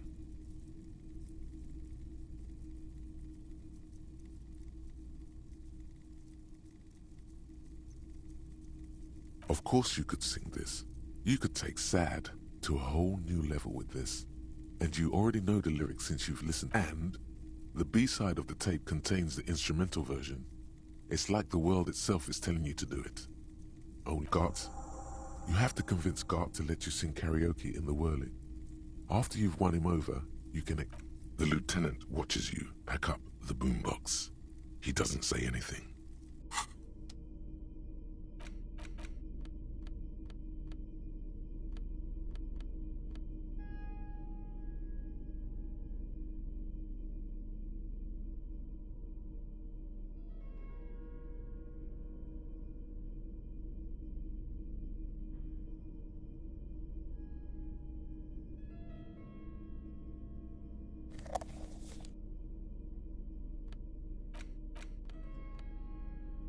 The porter reel is just what you needed.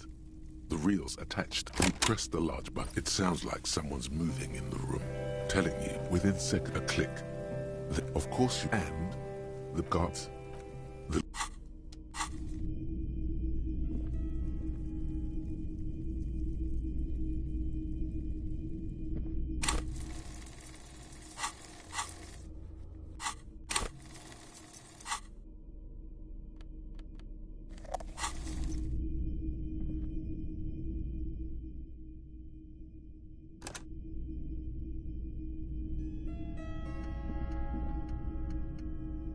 All the old boomboxes are there, blinking and waiting to whirl. Hello, hello. Let me know if I can help. Of course. It's in working order still, isn't it? Just pick your tape and set it spinning. It all starts with the tape. Sure, let me have a look. Anything else you're thinking of selling?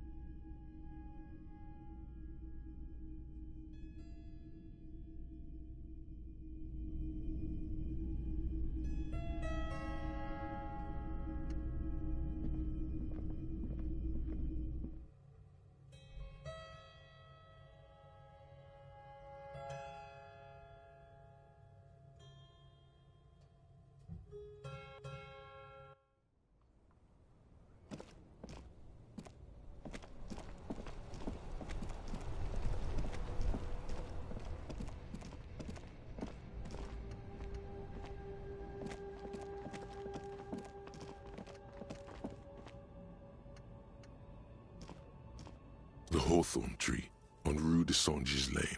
Bronze-colored ribbons of magnetic tape are caught in its branches, fluttering in the breeze.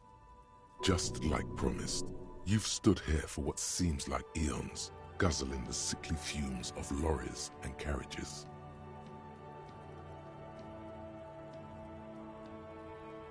Patting the tree reveals a small sticker which has almost been worn to oblivion. It reads, RCM Emergencies Desk, number 8102, underneath a slogan, Mankind, be vigilant. You tree-hugging pansy.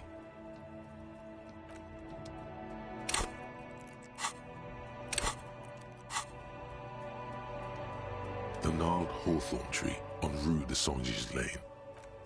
The hawthorn tree is disappointed by your betrayal and psychopathic tendencies. Also, your fist hurts. A little. A little? It's awful. The pain surges through your toe and then lingers there, slowly pulsating, reminding you of your mistake. Smooth move, operator. We done here? The gnarled hawthorn tree on Rue de Saint-Gilles Lane. A wintry breeze blows by, making the magnetic tape flutter.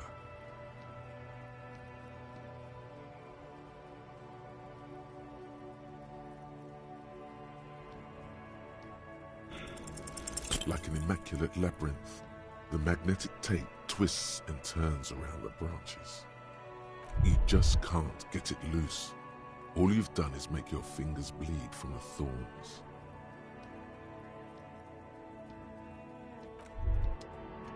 Bent metal, broken glass. Your path lies strewn with the broken forms of everyday objects. You are the destroyer, the bane of inanimate matter.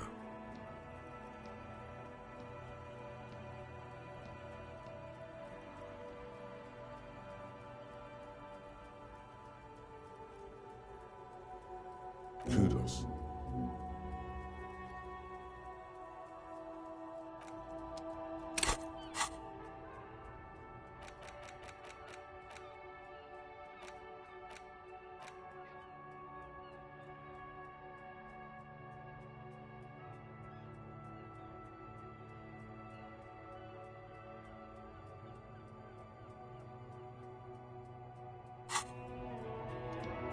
The gnarled hawthorn.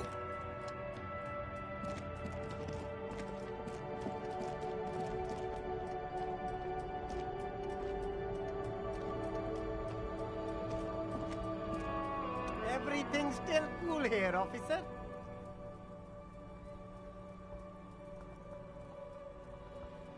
Tapes? You mean like music tapes? No, music is out. Don't listen to music. I sell extremely cool sunglasses if you want to get your mojo going. Tapes? Tapes are everywhere. They're worthless. Kids throw them in the trees. There's one in the bushes right behind this lorry. No one would ever throw a good pair of high-quality plastic sunglasses in the bushes, mister. To the west, dark brown ribbons of tape hang from the tree, flowing in the wind.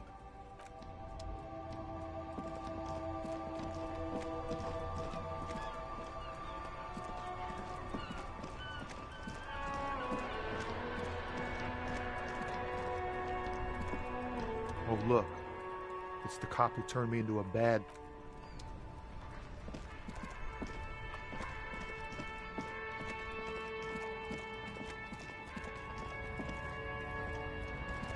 Looking for something, Hunt? Come to tell me to fuck off again?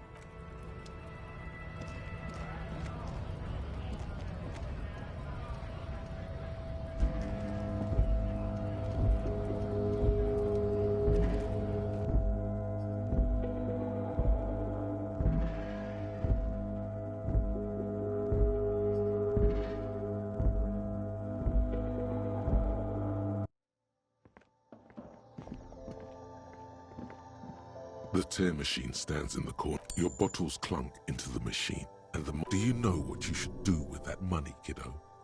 You should buy more alcohol.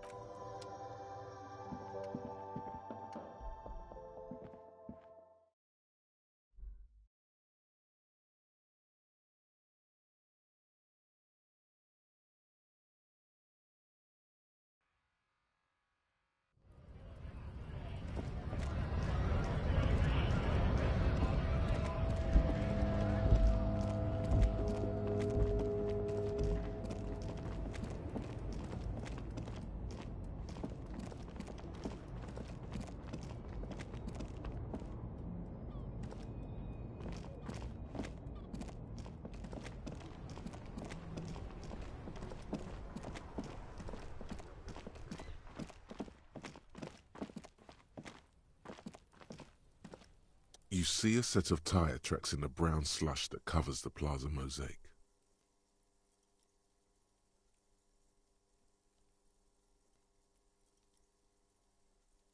Cop habit. You look at everything.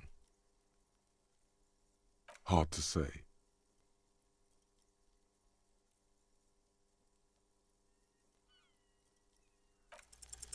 No, these tracks are not interesting at all. Let the street sweeper just sweep them away.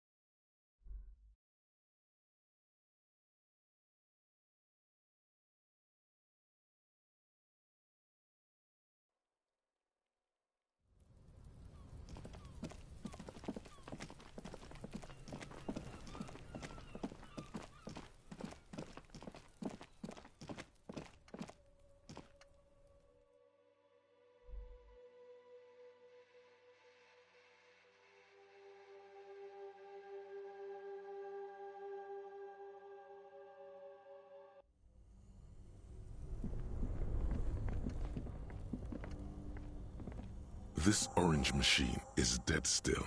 It has a hand-cranked ice cream churner and an electric freezer. Turning the crank feels oddly satisfying, like stirring your childhood dreams. In the distance, you hear water dripping. It's all gone now. You'll never become a poet or an entrepreneur. What better to assuage the creeping sense of failure than some frozen fat? You slip your fingers under the frozen lid, but the ice is too cold for you to get a good grip. A pry bar would come in handy here, or something stronger, like the Kvalsund KR2 multi-tool. Didn't Sona give you a perfect tool for this kind of job? The Kvalsund. You should take it out.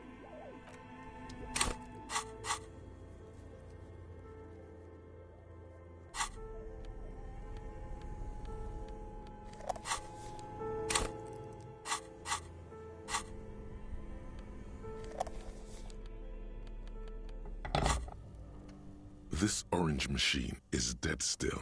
It has a hand-cranked ice cream churner and an electric freezer. The ice around it slowly melting. Ice groans and howls under the strain of your giant Kvalsund multi-tool until the lid cracks open. Darkness lies inside, but you can faintly make out an object, intricate and foreign, left there for a sub-zero beauty sleep, a filament memory with the words "off-site copy" written on its side. Disappointment washes over you as you stare into the almost empty ice cream maker. A scoop of ice cream would have been nice, yes. You gently lift the cube from its frosty bedding, careful not to damage it. We should take it back to Miss Vous-Connaissez as soon as possible. I'm not sure how well unused filaments tolerate room temperatures. Yes, but aren't you curious to know what's on the precious filament? There's a radio computer upstairs.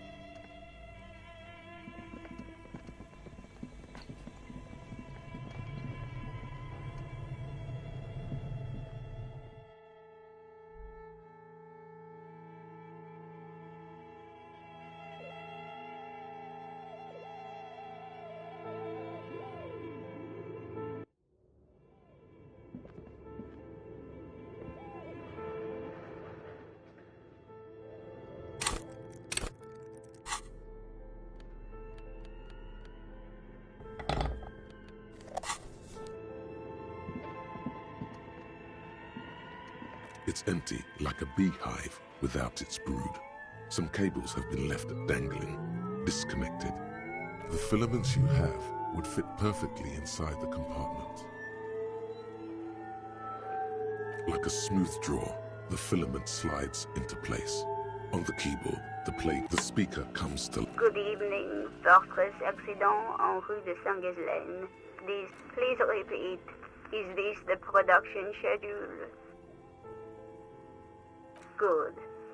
Please repeat the password. Good. I've unlocked the production schedule. After... Really? She just used the same password? Maybe those radio computer guys aren't that paranoid after all. Fortress Accident. Is there anything else I can thank you? And goodbye. Tiles on the cube are still smoldering, casting the framework in a soft glow. Fluorescent play and print keys shine on the keyboard. With a quiet determination, the printer starts printing, a piece of paper unfolding like a handheld fan. A black crisscross of letters covers its surface. It's a project report written by the lead producer, Andrew "Andy" Schott, about Whirl Untethered, a radio game developed by Studio Fortress Accident. The first few pages give an overview of the capital and workforce, while the rest of it seems to be a production schedule. In its short time of existence, Fortress Accident SCA managed to burn through truly insane amounts of money. The first tranche of seed financing brought in 150,000 Riyal, but then came the delays. Eventually, the damage reached 400,000 Riyal, with only half of the game finished. 400,000 Riyal? Yo. These guys knew how to party. Let's just say it was a real adventure for their Igaunian investor. Fortress Accident employed 18 people, the bulk of the team composed of writers and concept artists. There were also radio programmers, sound engineers, a CE and a single overburdened producer who developed a habit of popping Pyrrolidon in the basement to escape his obligations. But on the other hand, their obligations were piling up at an inhumane rate, a rate that could only be amended by Pyrrolidon. The production schedule depicts their glorious descent into bankruptcy. It was impossible not to fail. The project was too large, and no amount of money could satiate the ever-expanding ambitions of the development team. They tried to make a 4 million Riyal game with 400,000 in their bank account. They thought they could bridge the gap with pure willpower and imagination. They couldn't.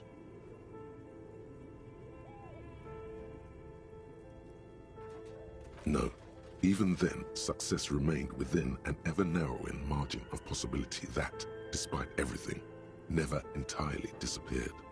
That is, until they discovered the Valley of the Heads. At the 11th hour, the lead designer, Jimsk-born Suliswaf Jalisa, decided that what Whirl Untethered needed was a secret mystical location at the extreme edge of the map. This place was to be the Valley of the Heads, where the heads of all the headless constructs could be found.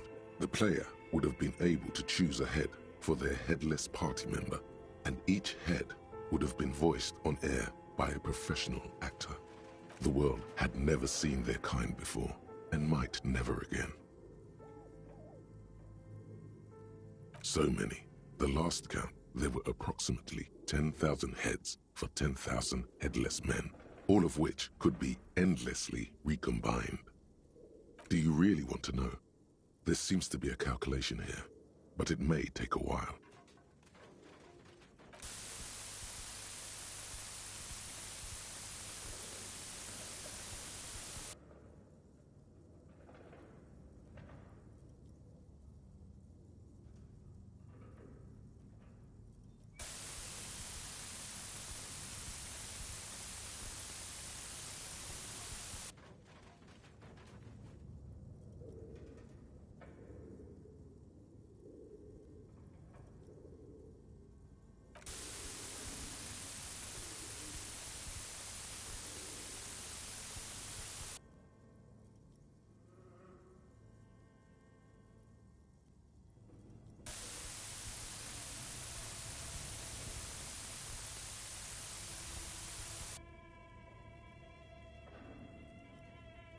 The lieutenant taps his foot impatiently, his arms folded tight against his chest.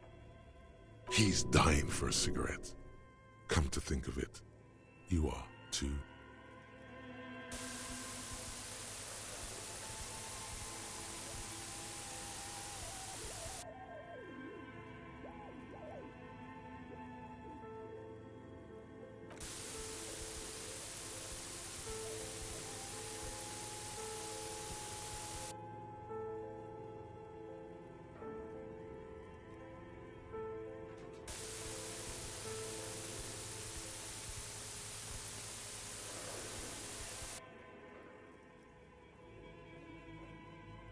What if you broke the radio computer? What if it's never going to stop?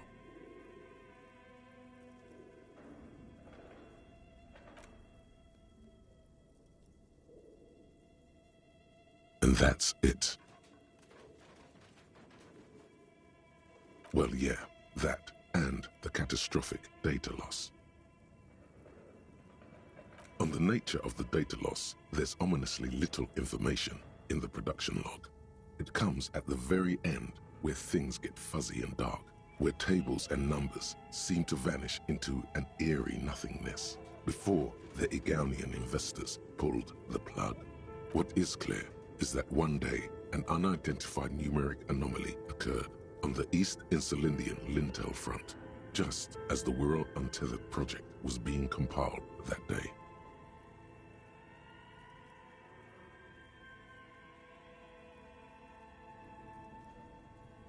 When the project was returned, it was completely blank.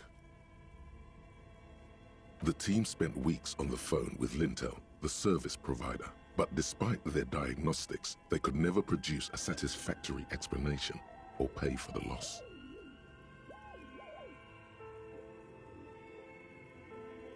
Always read the terms of service. Mysteriously enough, it seems that the off-site copy happened to be on-site when the catastrophic data loss occurred. It was the lead programmer's responsibility to oversee weekly maintenance of the off-site copy and, well, keep it off-site. An explanatory note from the lead programmer has been attached. S. Luukkonen Kilda, the lead programmer of Fortress Accident. The off-site copy was on-site because there was no off-site anymore. Not for me. Not after 8 months of crunch. I didn't have a home anymore, so I started keeping it in the basement in the ice bear refrigerator near where I went to sleep. It was perfectly safe there. The temperature conditions were optimal.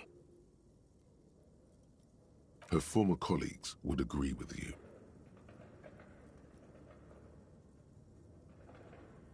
The production schedule ends with a few random notes that seem to be added sometime later. 4 months later, by an unknown author. I am the only one left, and it's gotten rather damp here. A few other businesses have gone under, too.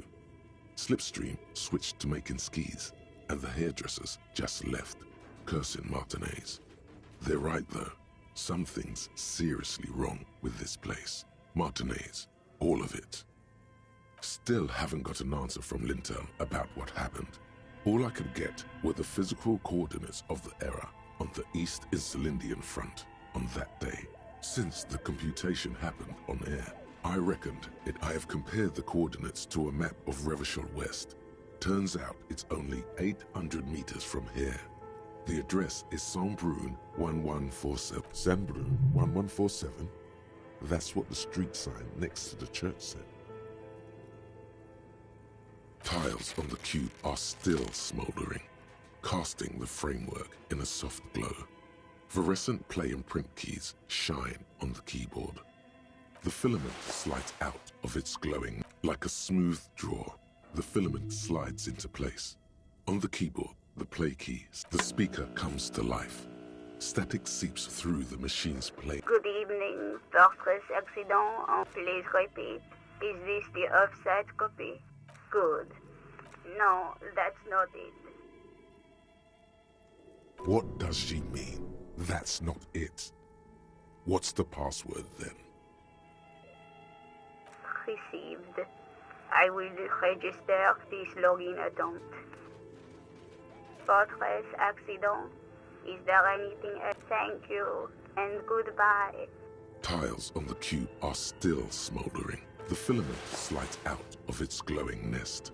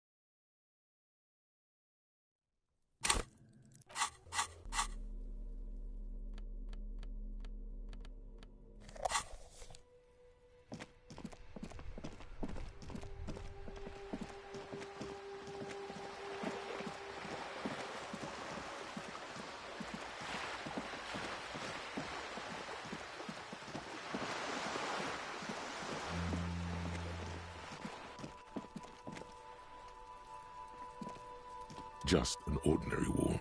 Nothing to see here. Because this is no ordinary wall, it is sublime. Look at it. The shadows, the colors. All the other walls on all the other houses must make a pilgrimage in adoration of this, the uncontested pinnacle of wallcraft. Color, oh wall father.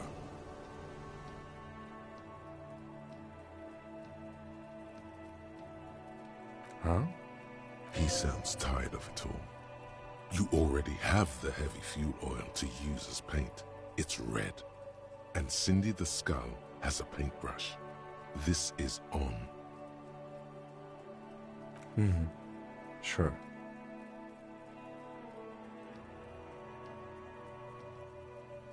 If you must.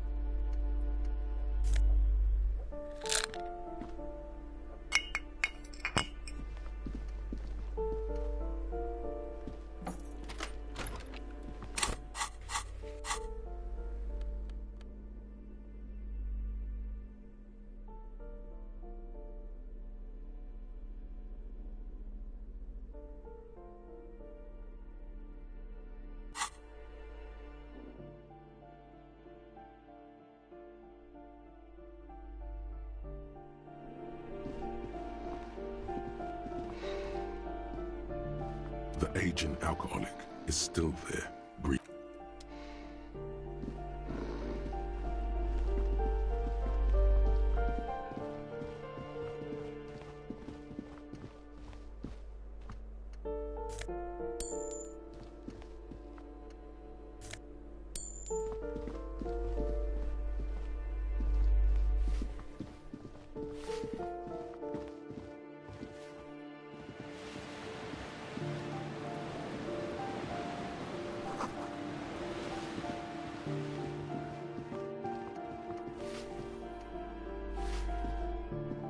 Give me a moment.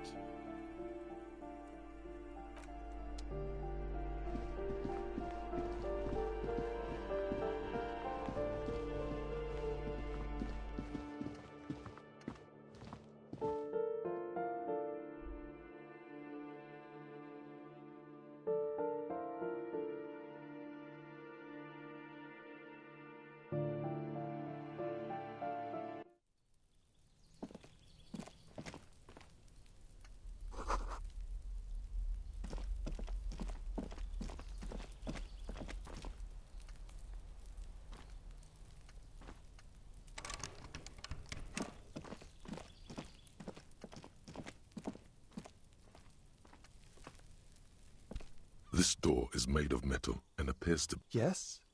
Are you looking for me, gendarme? No one answers. We should talk to him.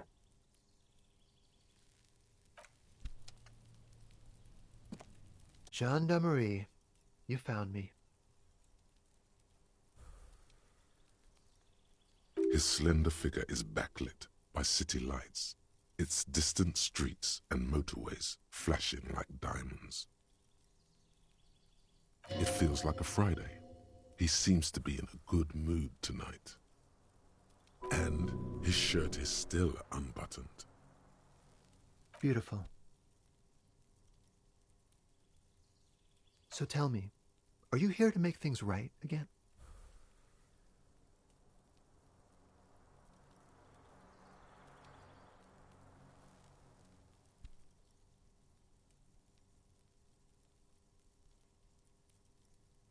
Beautiful.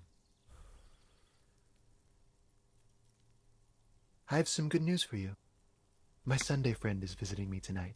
I told him about you and he'd like to say hello. Step in. He's already waiting.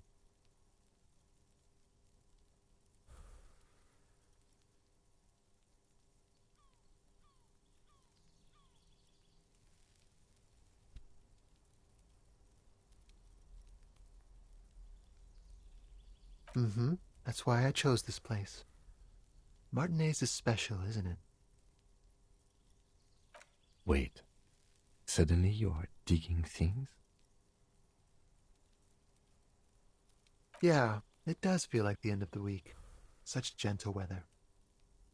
Trust me, you do.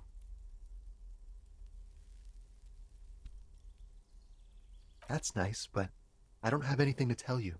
It's my friend you're looking for, not me. He takes another drag of his unfiltered cigarette and looks around. It's getting dark and the neighboring windows have lit up, one by one. Downstairs, a cat crosses the yard, disappearing into the bush. Besides, I've got to run. He's going to leave you alone again. That's sad. Something tells you you're never going to talk to an individual this cool or mysterious ever again.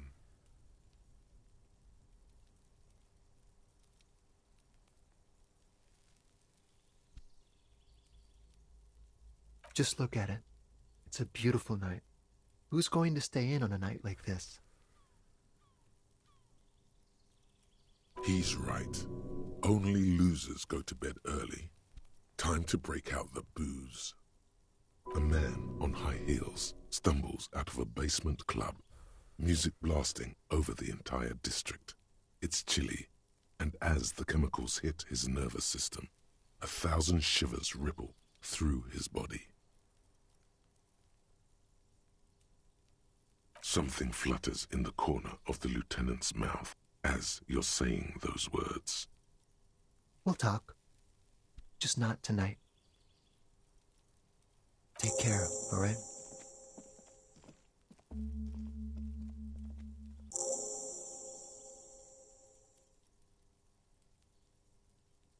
And he's gone again. Looks like it's becoming a theme for him.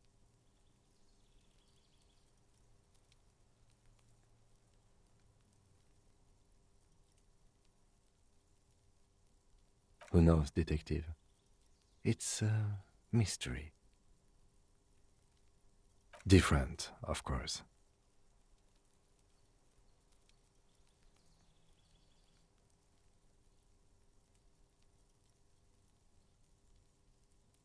Something so mysterious about the way he talks. Very. He's barely holding it together. It's all he can do to keep from bursting out in laughter. Come on, detective, let's go. We've got a potential witness to interview. His Sunday friend, remember?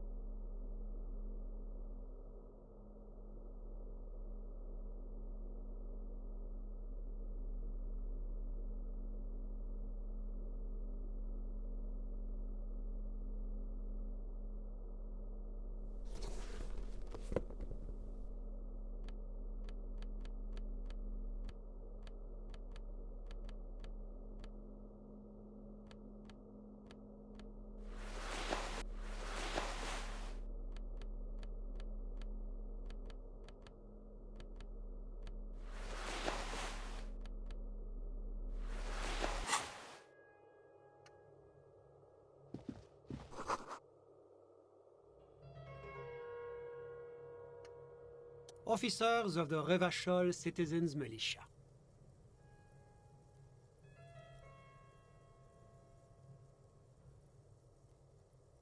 You shouldn't be seeing him in an intimate setting.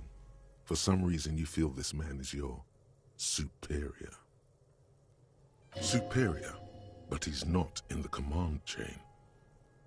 His hands are clean and well manicured.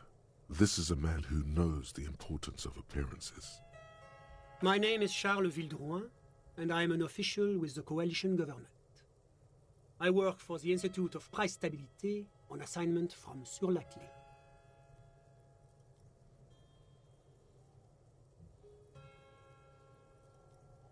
I heard you talking to my friend outside. Very good. Super. I am here to assist you in any way possible. Ask me about the hanging. No, first ask an innocuous personal question to get the interview off on the right foot.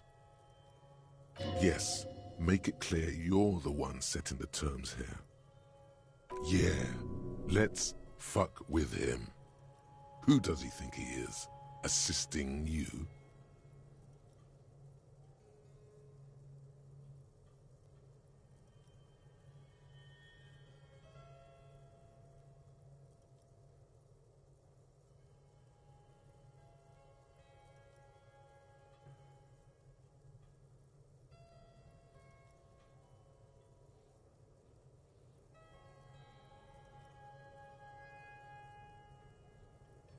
Oh, we got it from an atelier in the East Delta Commerce Center.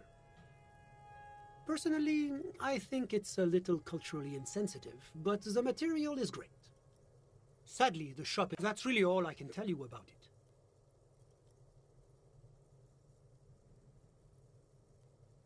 That didn't work at all.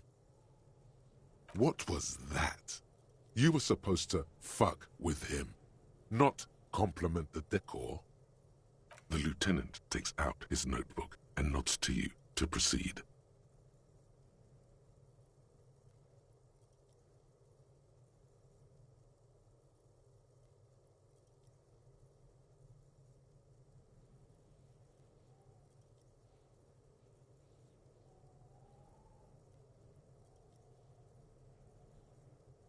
I'm sorry to say I did, officer.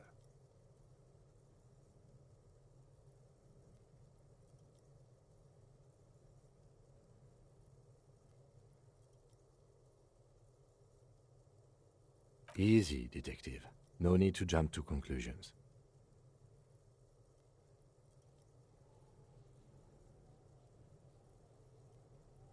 Officer, it's very difficult to describe what I saw that night.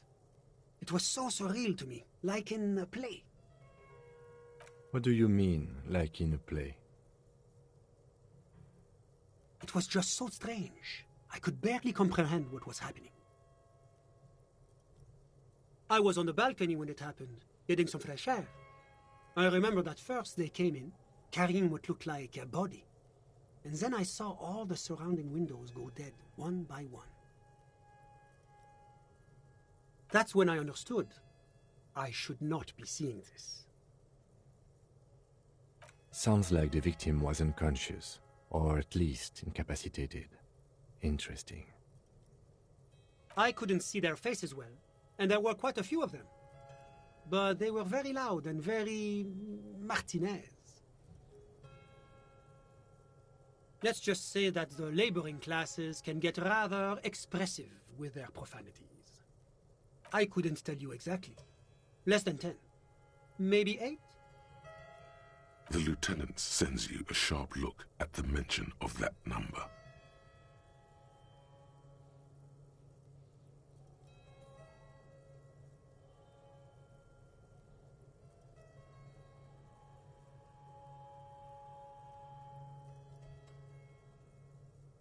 Drummers?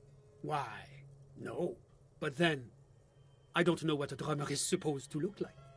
I think we can drop the drummer angle. That was my bad. That's a giant you're describing. No, they were all quite human, as far as I could tell. I went back inside. Yes, back inside. Keep yourself safe from the killing. Were you able to see anything from inside? Officer, the yard was pitch black. There was nothing to see, but I could still hear their voices. They were threatening to kill that poor man. All men, I presume. But again, I couldn't see very clearly. But we are fairly certain the lady driver was present. It's possible, officer, but I cannot say with certainty. It was very dark, you must remember. I believe they were mostly white, though I believe I saw 2 Areopagites among them. And I am quite certain that one spoke with a Mesk accent. Well, that's the strangest part, officer. Nothing happened. It was oddly quiet for a public lynching. Eventually, their shouts died down, and that was all. There were no gunshots, no celebratory shouts, no anything.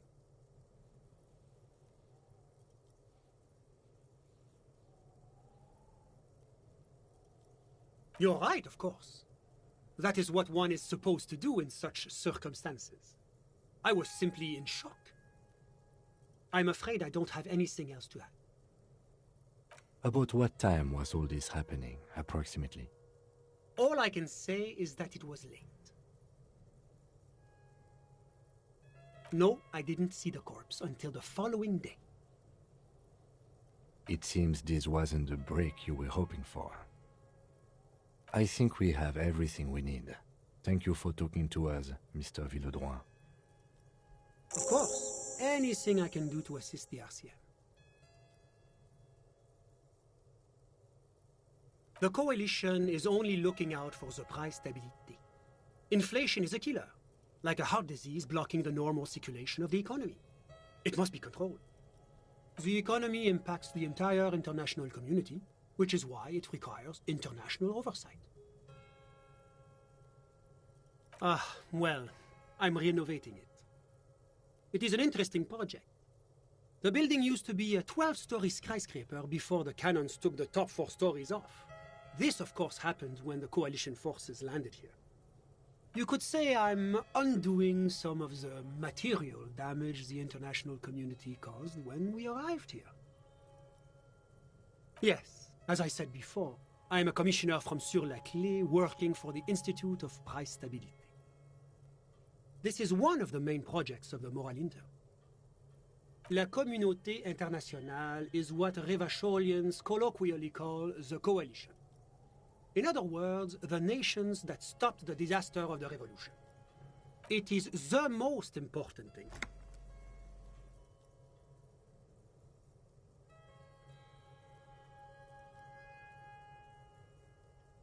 It's the central goal of any sound monetary policy. Maintaining the price stability is essential to maintaining high levels of economic activity, which is essential for maintaining the social stability. Basically, it makes sure the price of bread doesn't change. Précisément. Too much inflation, bread becomes too expensive. Too much deflation, it becomes too cheap for bakers to produce. That's why the Institute of Price Stability works to keep inflation just below 2%. But not too far below, no. Too below is also bad. Below, but close to 2%. The Coalition believes in the importance of informing the public about the benefits of the price stability. Transparency is one of our principles. Would you like an informational pamphlet? A sound monetary policy is essential for addressing uncertainty. Stability is the raison d'être of the Moral Inter. It's the reason why I identify as a moralist. But oh, I don't have my leaflets on me today. That's too bad. You can always call our information line. Making information available is part of the Moral Intern's commitment to transparency. It's the international organization for moralists, hence Moralist International. The Institute of Price Stability is just one of its many mind babies, as is the Coalition.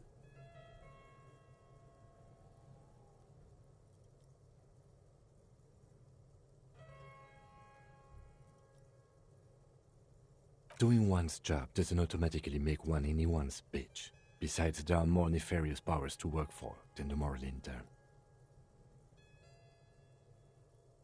But of course. Because moralists believe in a normal, stable world governed by democratic values.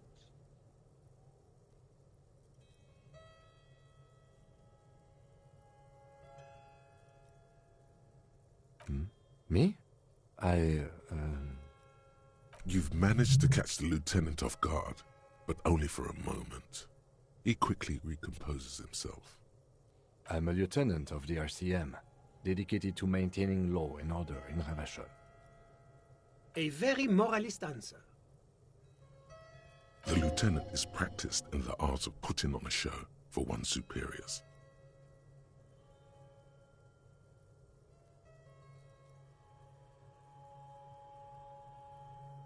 Martinez? No. Martinez is something else. Revachol is generally difficult. It's led by an interim government, which means it hasn't yet achieved full democracy. But they are working towards it. You're all doing very well here, relatively speaking.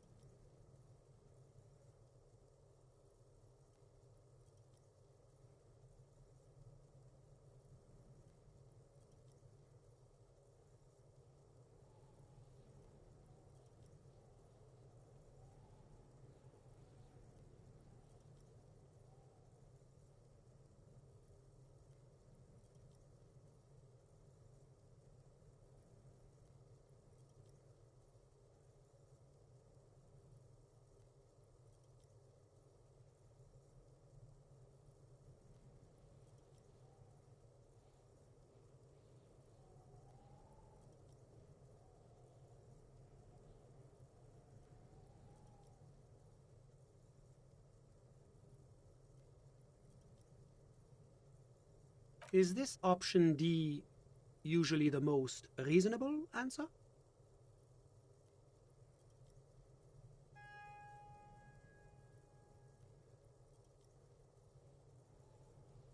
Not boring, my friend. Responsible. Moralism is all about compromise and achieving the achievable. It's pragmatic, realistic, and level-headed. An ideology for doers. Are you a doer, my friend? It looks to me like you are. Now, enough of this delightful political interlude. Was there anything else you wanted to ask? What's there to say? Sur-la-Clé is a modern, urbanized country that measures very high on the Human Development and Freedom Index. Mostly, though, it's known as the executive heart of EPIS. Moreover, it is a great sponsor of less emerged countries. Revachol is only one of its many darlings whose progress it supports and cherishes. Because a great percentage of Revachol's culture hails from Sur-la-Clé. Its language, its people, its cuisine even. Jamrock and other parts of the international zone have been mercifully spared of Sur-la-Clé's love for meatballs and mashed potatoes.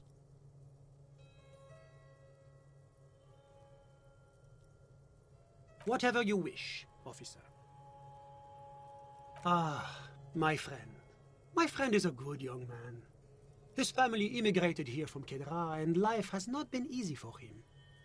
But he understands the importance of education. Kedra is a candidate member of APIS. But, between you and me, their potential membership is a more contentious issue. That it's never going to happen. They entered negotiations in 21, and it's been pending ever since.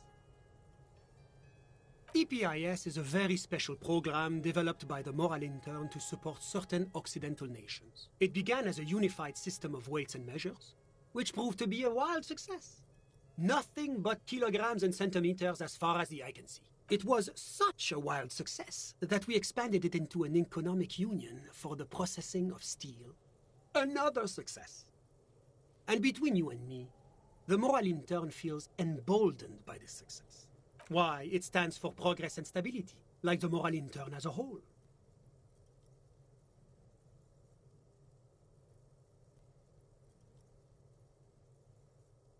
A supranational political alliance, the United States of Occident. You mean Revachol? No, it's going to have transparent democracy. It's one day going to be a candidate member of EPIS, sure. No, candidate members do become members. Why do we even have the whole system in place if they don't? It just takes time. Time and evaluation. But we were talking about my friend here, not politics. How did any of us become friends? Bad things happening on the Insulindian Isola? Oil platforms ablaze in the night? Civil wars lasting for years? Finally, the international community is forced to step in. One of the wonders of democracy is that everyone is allowed to have his own opinion. And not just allowed, encouraged even. Have you ever tried debate? Debating. You should consider joining a debating society for adults. I hear they're oodles of fun. I used to have a flyer for one, but now that I start thinking of it, it was for an improv class anyway. It's this funny theater thing, you know? Very creative. Helps relieve stress. A chill runs down your spine as you envision a half-dozen people in professional attire standing around a chair, awkwardly pretending to be waiting for a motor bus. It's neither funny nor creative. Sorry, who? But I told you, officer. He's a bright young man here to pursue his education. Education is the foundation of our future, especially the arts. It is a cornerstone of our civilization. Officer, you have to understand. I can't give you his personal information.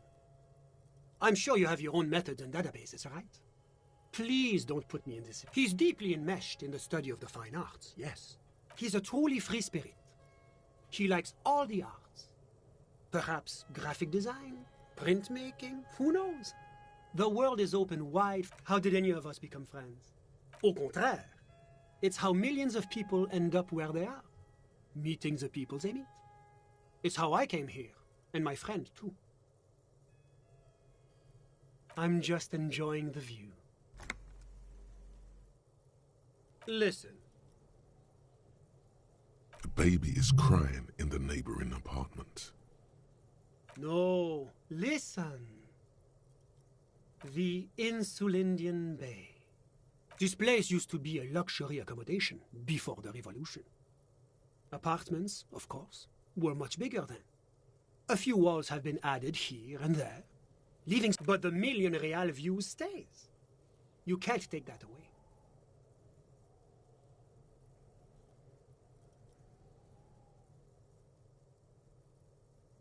My friend comes and goes. I'm sure you'll see him around. He's a busy bee. I'm just enjoying the view. We're old friends. Nothing's taboo between us. I'm sure you'll see him around. He's very active. I'm all ears, officer. A moment, officer. Do you have everything you need from me? I'm afraid we won't have the chance to speak again once you leave. It's against diplomatic best practices for an official in my position to be discussing murders with local militiamen. And I'm pressed for time. After you leave, I should be leaving as well. Sure, go ahead. It's a beautiful space.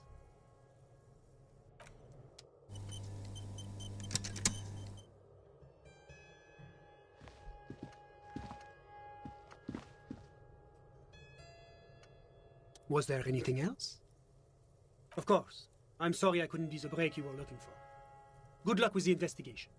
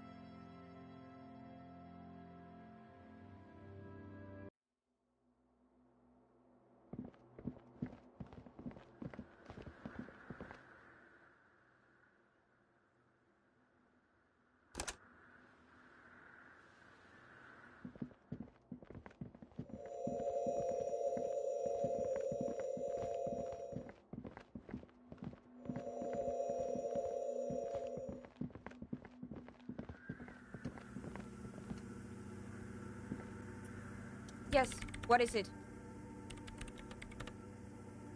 Yes? Thanks. Looks like it's the one. Now I'm going to print it out to see what's left of it.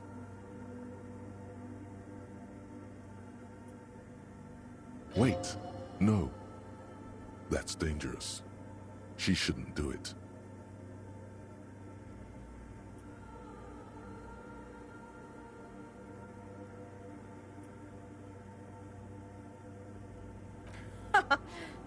No, it's not dangerous, just depressing. I have a theory. Lintel was able to divine the anomaly's location from this broken copy. I want to repeat their calculation, only this time with better equipment. Watch. What an intricate display of failure.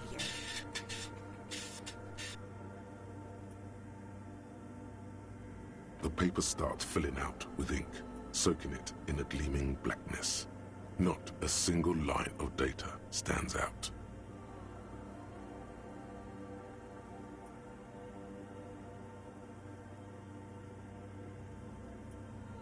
Sorna doesn't reply, her hands running over the printout. She's looking for something. For her morning star. Here, I found it. Hold on.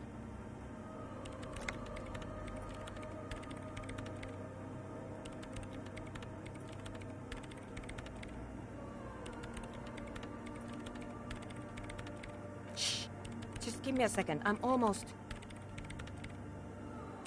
I've never witnessed a programmer work before. Done. I've got it. I found the location of the anomaly.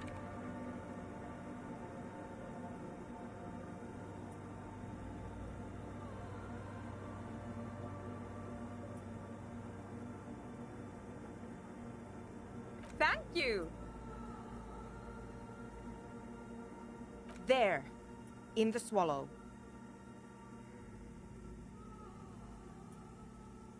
Think you can help me again?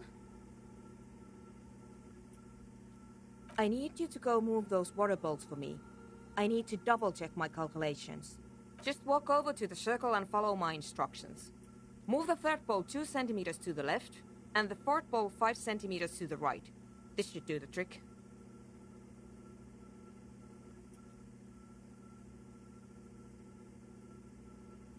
Thanks.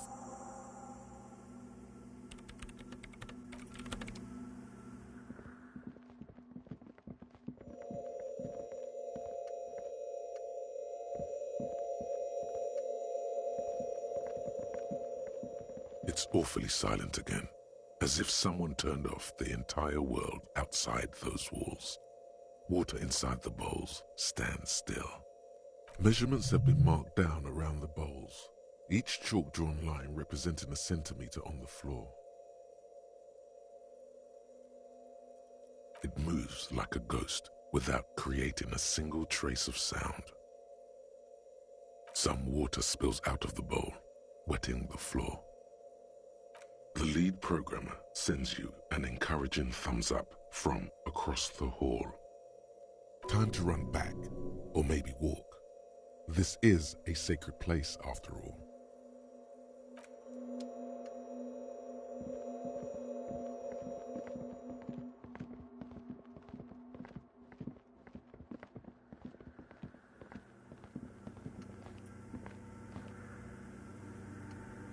Yes, what is it? Great. Everything should be aligned now. Miss Know-It-All is hesitating. Yeah, nothing. Now the only thing left to do is to unmute the headphones.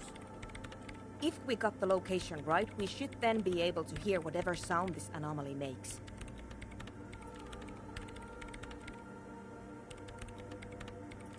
Honestly, I'm a little scared. I don't know. That's what I'm scared of. I don't know. It could be anything. I mean, what sound does the nothing make? How can you even listen to something that doesn't exist? What if silence is only what surrounds it, but the swallow itself is...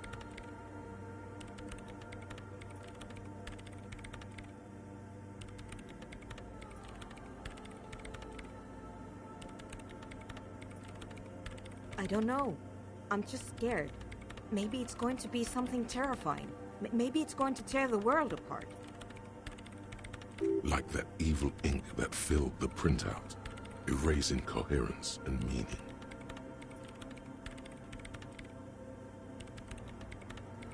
Maybe. Maybe I'm just tired.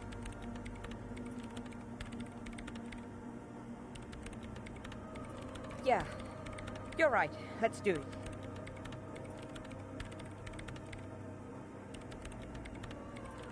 The lieutenant takes a step back. And then, nothing. Nothing happens as Sona Lokanen-Kilda presses unmute on her keyboard. Nothing but silence. You can hear some small animal cross the floor in the chancel. It's that quiet in the sanctuary. She doesn't answer. Her eyes closed and brows knitted together in a state of deep focus, one hand cupping the headphone. Damn it!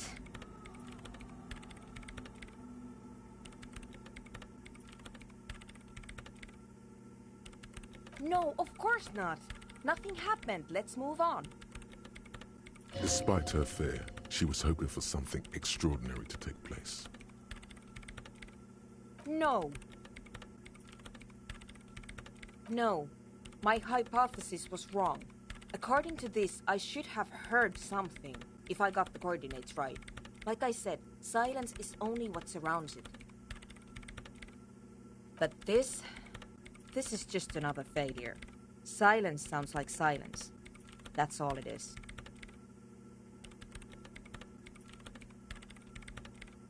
You can try on the headphones.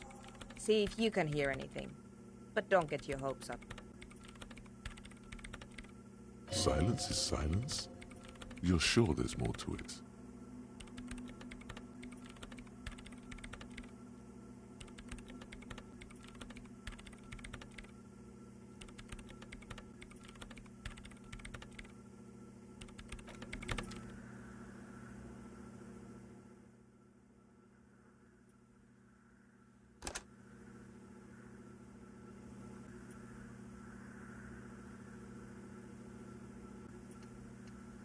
Yes, what is it?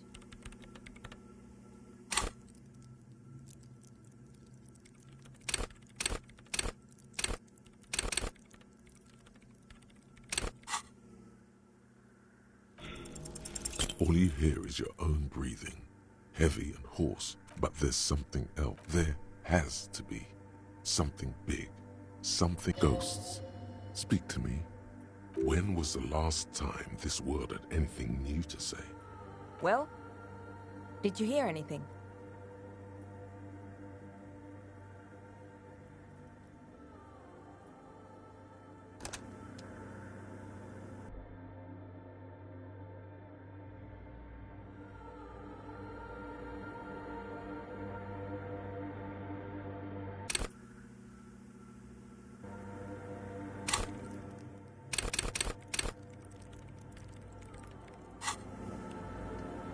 Yes, what is it?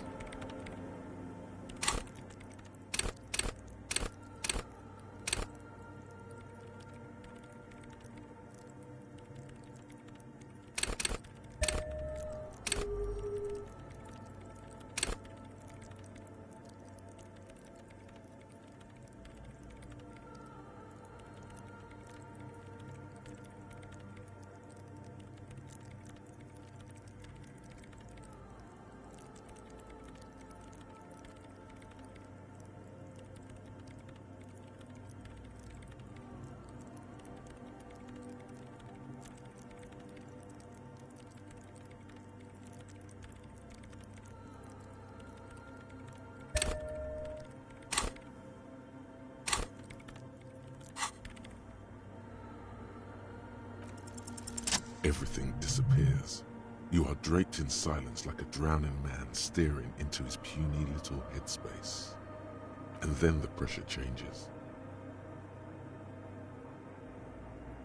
It feels like flying on an aerostatic, or when your ears pop, or like a subtle difference in the atmosphere, a weather change hanging in the air. What if the sound you're looking for is too low for you to hear it?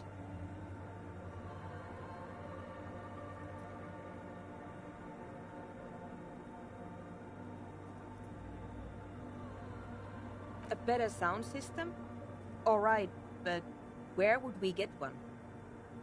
Suddenly, a rhythmic beat permeates the walls, causing a small patch of decorative stucco to crumble onto the wooden floor.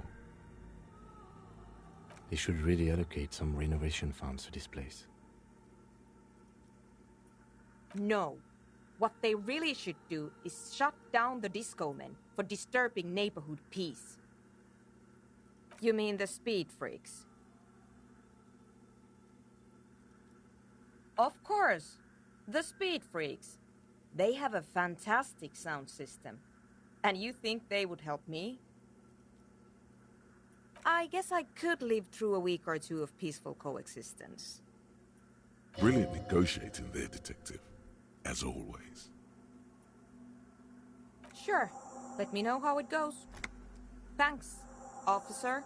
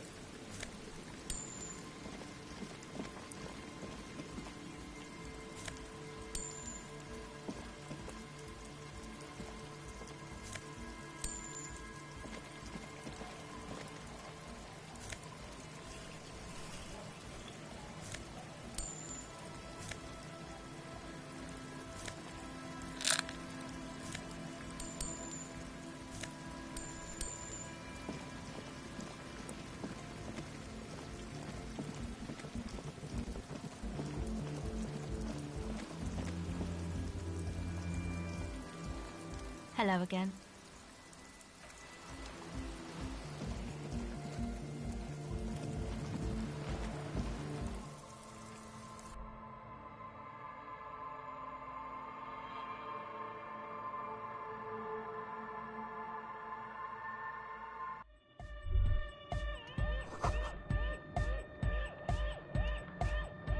Hi again. So, how are things going?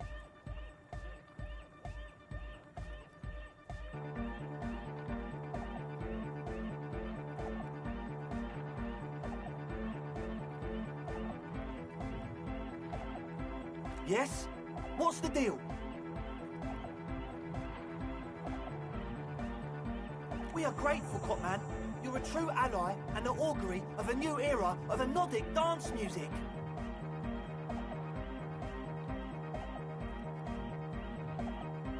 That's fine. We can manage. We appreciate it. It's going to take us a bit to move our stuff inside. A couple of hours, maybe. Come check back later. Let's get moving.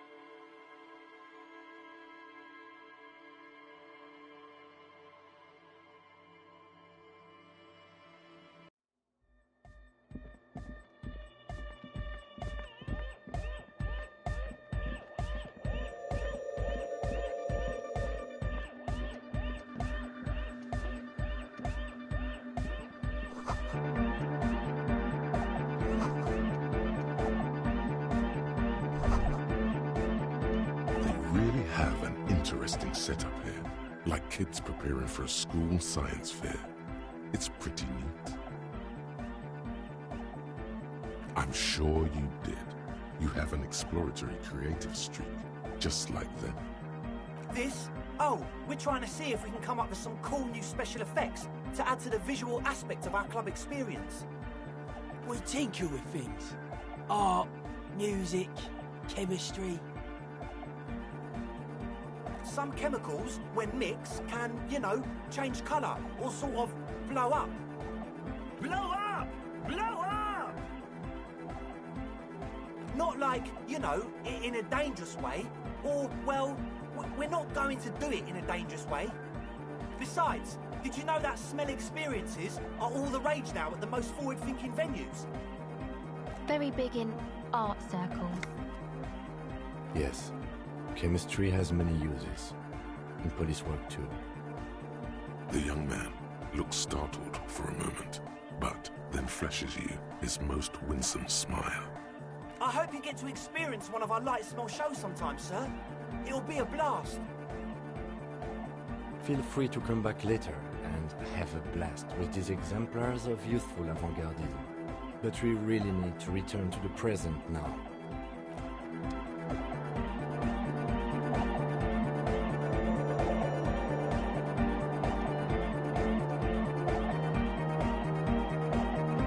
Yeah, it's all set up, man. Can you already imagine 1,000 people in here? 10,000? Ecstatic vibrations, totally transcendent. And I've finished setting up the new compressor too. Now the only thing left to do is the name of the club. Will you do the honours, detective?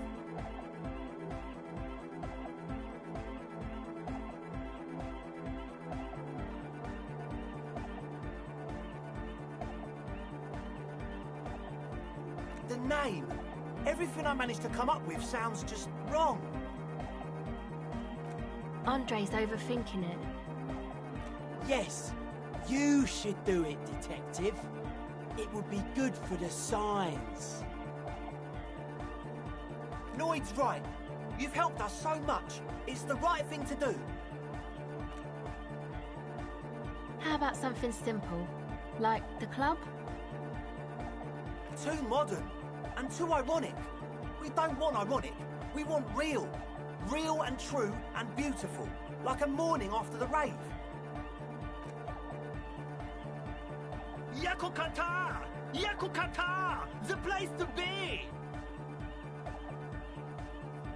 Yeko Qatar, the zone of ecological catastrophe. That's too morbid, Egg. Hardcore! Hardcore to the mega! No, it has to be bigger than hardcore. Yes, it has to be even bigger than hardcore to the mega. It has to be bigger than the scene. The amnesia. Like the... I can't remember the name of the club, Amnesia. Amnesia! It's not amnesia, guys.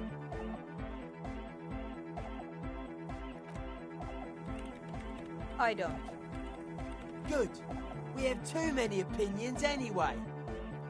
I wouldn't.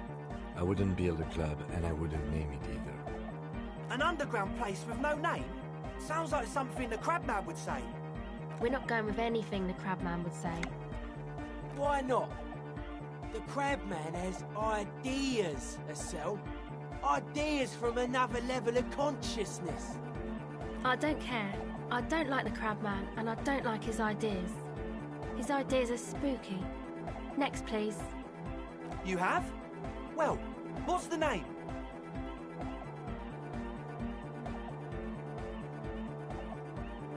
Like that DeLorean word for the world, you mean? Elysium.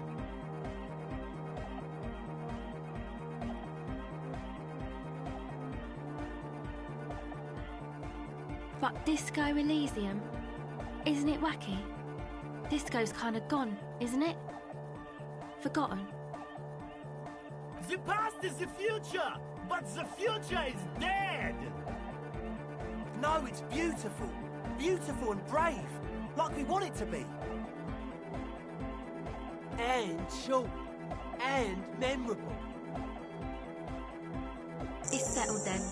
Everyone welcome to Disco Elysium.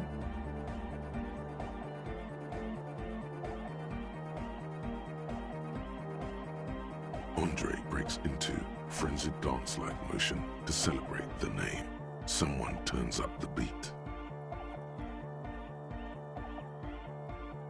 You should go with the flow. Join in on the experience. It feels good. It feels right. But what is this? What is this thing that Andre is doing with his limbs? I'm dancing!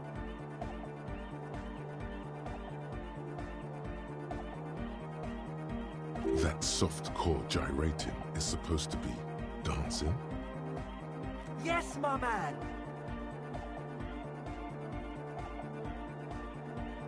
Talk? What is there to talk about if you can express yourself with moves? Audio waves thump against your ribcage. The speaker setup makes everything sound much better. But there's a noticeable lack of something.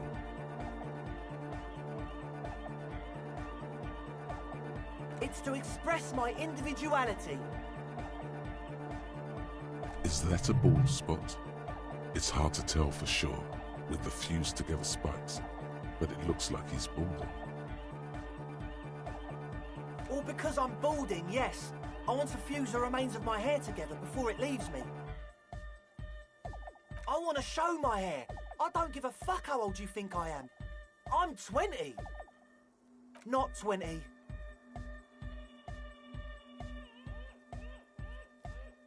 Of course it is. Otherwise, I'd just be another poor guy with no education and no money. General issue, man. Now I'm all that, and I have radical spikes. Maybe it was a bad idea. Anyway...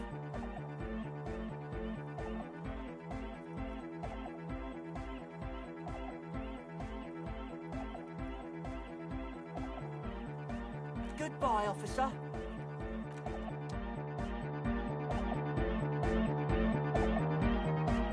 New signs, new ideas, new... She's whistling a melody, her trusty contact mic attached to a wooden pulpit. At the sound of your footsteps, she stops what she was doing and turns to you. Hey there. I've been recording some new audio from all these beams and rafters. The sounds travelling through the wood are pretty cool. Creaks and stuff. Like you're underwater, you know? But that's not really what I wanted to talk about. I wanted to thank you instead.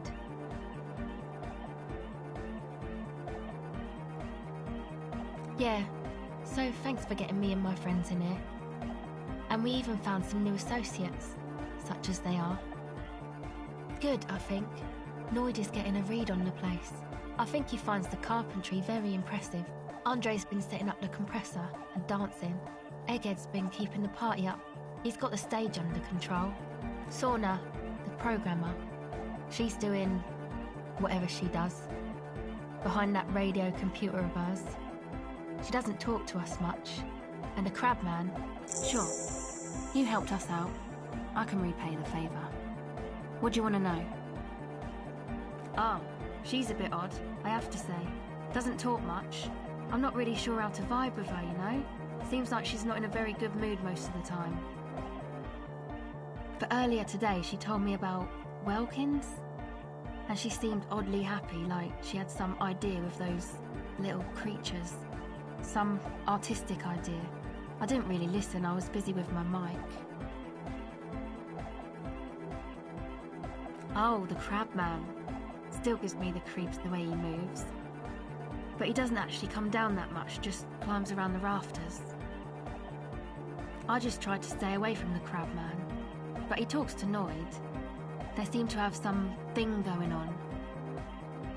Beats me. Noid said they get along somehow. They're both crazy enough, I guess. Who knows? He doesn't really answer our questions, see? Not that it's easy to ask them. What are we supposed to do, yell up at the tower? Who do you want to know about? Andre? He's a cool guy. Doesn't really come off as one, but he is. To me, at least. She rubs her sides, but not from cold. Her shoulders are relaxed. She must have taken a hit, or she's on an upswing. He takes care of shit. Sorry. I mean, he's got a vision. For what life should be, you know? He tries to push things until everything falls into place. Nothing. But then again, there's nothing to organise around here either. He really wants this church thing to work. Must have taken it as a sign when he found it abandoned like that. Said it was an augury. I don't know where he got that from. Andre's not super intelligent. I've never seen him so psyched about anything though. And he's off in sight. Looks sort of desperate, like it's his last chance or something. Or maybe he was just high. I mean, not that he does drugs, just high, you know?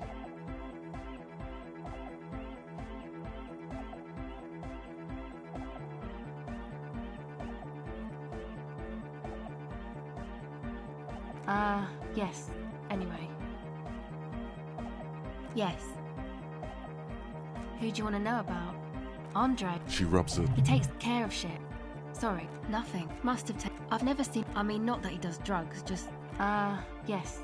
Anyway. Yes. Who do you want to know about? Andre. He takes care of shit. No, must. I've never. I mean, not that he does drugs, just high, you know? Yeah. Drugs. Shit. Fuck. We don't care. Yes. Anyway, yes. Who do you want to know about? He's a four-burger, I guess, like the rest of us. Okay, maybe not Egg, I don't know about him, but Noid and the rest are from Forberg, making the pilgrimage up north to visit the Palaceum. He's real hardcore about the lifestyle.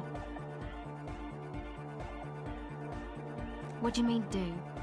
Like, for a living? He's a carpenter, trained and all. He's very good, he just doesn't have the mindset to work like that. In a shop somewhere. He abides by the hardcore, sir. You would have to ask him yourself. Sir, I abide by the law. A strange feeling. Every now and then, something feels off about the way she speaks. She doesn't change tone, but you feel as though there's more about her than she lets on. It's just something poor Forberg kids do every spring, to pass the time. We walk the entire length of Boogie Street, up to Jamrock, or as much as possible. I don't know, man. Have you been down Boogie Street? It's a little bewildering.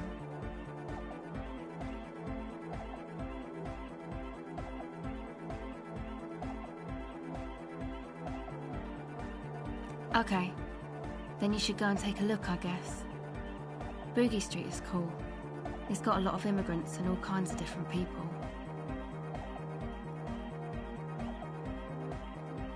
Yeah.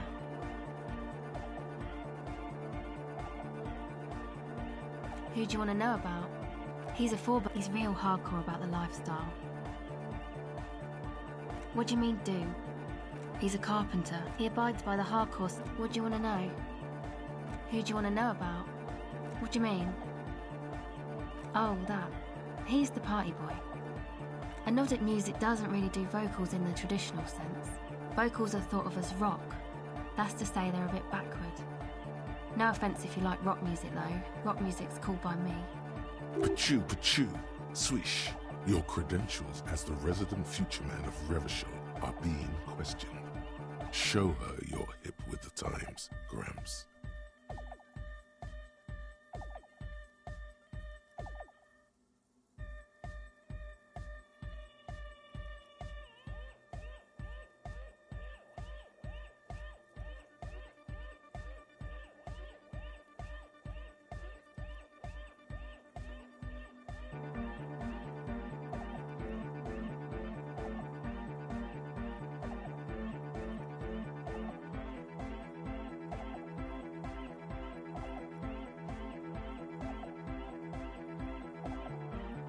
Yes, forever.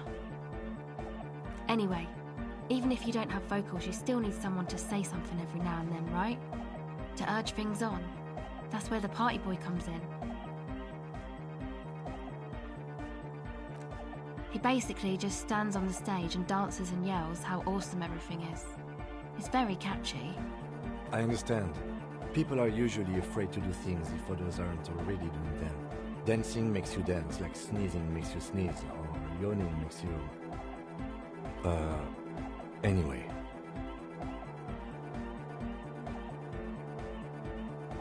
Actually, we don't know where he's from, or who he is, really. One time we were out partying somewhere in backwater Forburg. Or maybe even Coal City, I can't remember. Egg was yelling along to some jam someone was spinning, all night long. Just kept yelling until he didn't have a shred of voice left. When the sun came up over the mines. There were mines?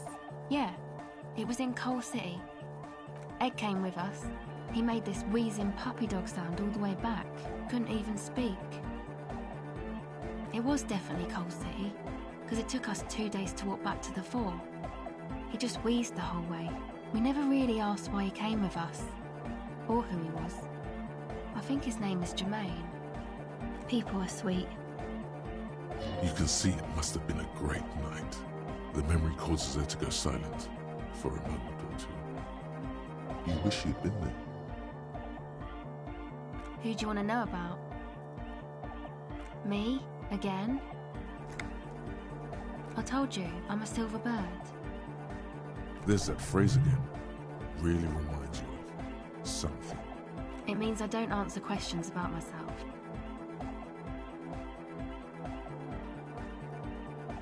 All right. There is. Is there a law that would stop me from lying, though? That would depend on the circumstances. Thank you. Sure.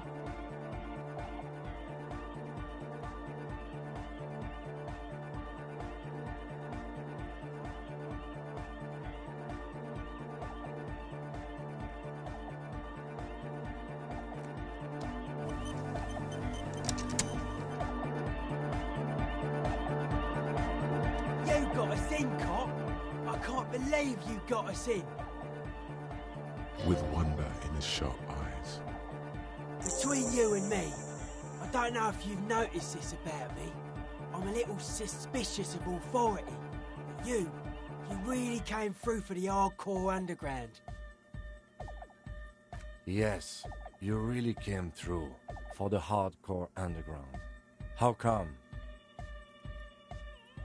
Andre is busy cutting some slightly less lame, but still quite ungainly shapes on the church floor, sweating profusely.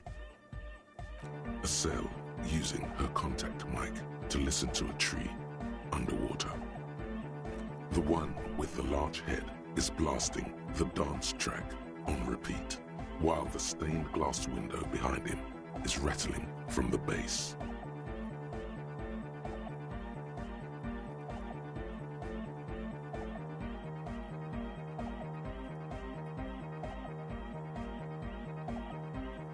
Okay. What he means is, you're right. I do not understand. Do whatever you have to do to keep your nose out of the bottle.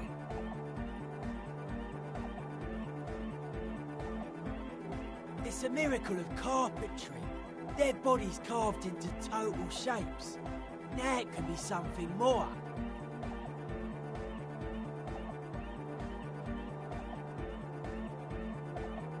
I don't say much anything as a carpenter anymore. They tried to make me into a reckoner and a leveller. Made me a bit manic, you know. I regret the time I dedicated to that profession and that worker collective. I say things more as a member of the hardcore side dance community these days. Why? You're a cop. I carry carpentry tools. That's right. The first settlers built it, plus 6 more like it, on the coast here. Was one of the first things they did. Alone on an uninhabited archipelago, forced to face themselves and nature. Pre-industrial quantities of solitude. You see, perhaps something more fun. He means something paranatural. I would want to build a safe place for myself and my own as well. A cop who's into building critique. Okay then, this is folk DeLoreanism, lawmonger. It's a subset of early DeLorean architecture. hardcore. Total. Everything between an ancient concrete cathedral and a glass cube is DeLoreanism. This is just an homespun version of it. Folksy stuff. Early mass production. Like that woman there. Vertical, thin, white. A false image of grandeur. The source of the system is up there. You're at the bottom. They really dug that power vertical.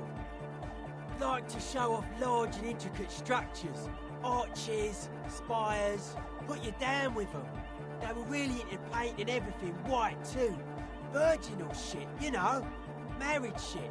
Virtue and tyranny. Right.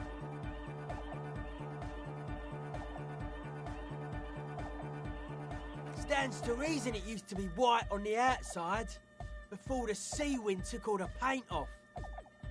Slowly, peeled by the wind, your skin crawls from the sensation as you look around. Dead bodies of perennial plants. Sigma functions have left this place. It's a good thing we came along. The spiritual collapse has been total. I saw some piglets suckling their dead mother. Have you heard this one, cop man?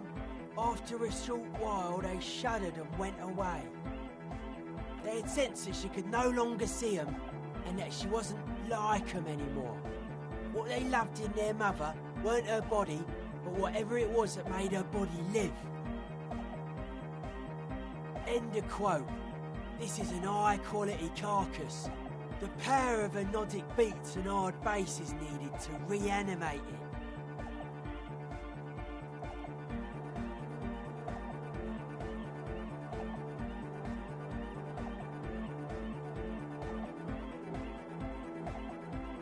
Never was.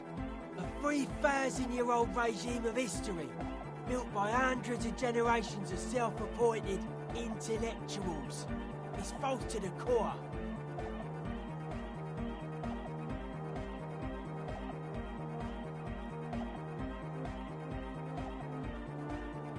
I only said unity.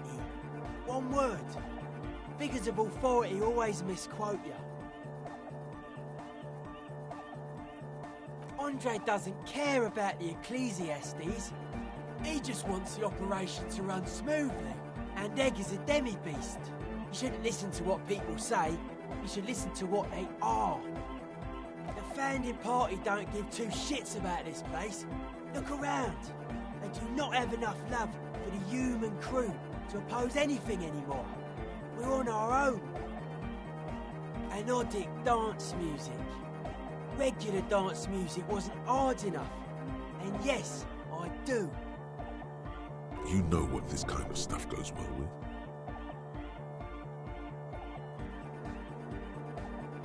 Only a little. It's a necessity.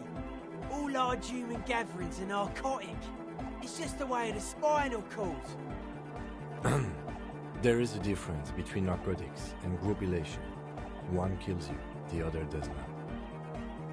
The supercharged humanism that the innocentric system has been feeding us on giant city squares, that's not a drug. The sugar and wheat it feeds us is healthy. Forget it. It would become an imbecilic discussion. You two continue. It's more hardcore that way. I don't. Fuck her giving me the evil eye.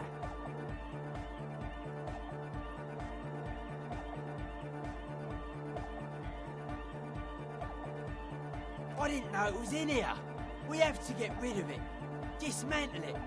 Can't dance with a giant mass murderer looking at ya. Not a good look for the club. Mellow, man, mellow. No one's a mass murderer. This is a house of love. Mass murder on the floor!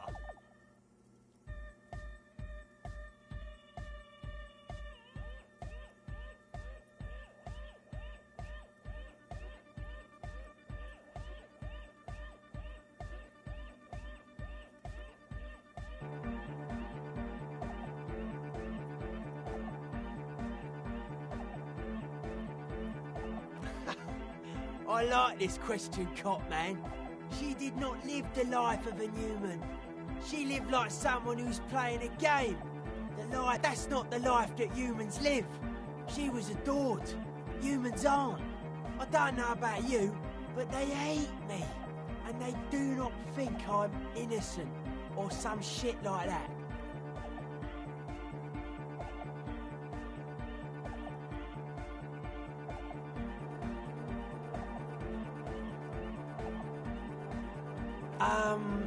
Yes.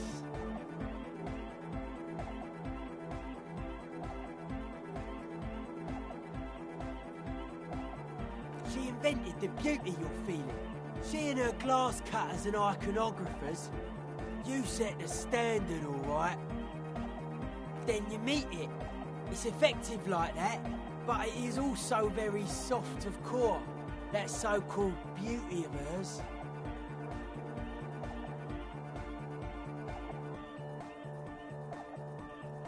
In the true life of tomorrow, every woman will be an innocence. They will wear neon headbands and leggings, and they will glow in the dark. But you don't like that, you liar. You like this one. The softness of her core is dear to you.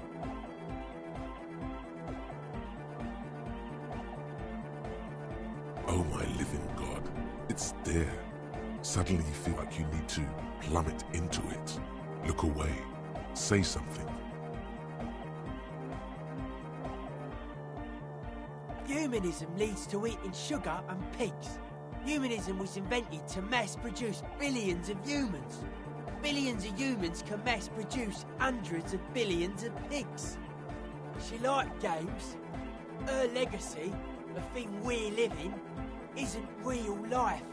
It's a strategy for some kind of victory against a long-dead opponent. But, yo, I'm only annoyed. What do I know? No one says Arno van Eyck is a mass murderer. The Anodic pioneer Rietveld is not a mass murderer. He is not accused of mass murder. Likewise, no one says Jermaine Egghead or Andre are mass murderers. You can live entirely outside that suspicion. Billions of people go about not being guilty of mass murder. Just not her. There is.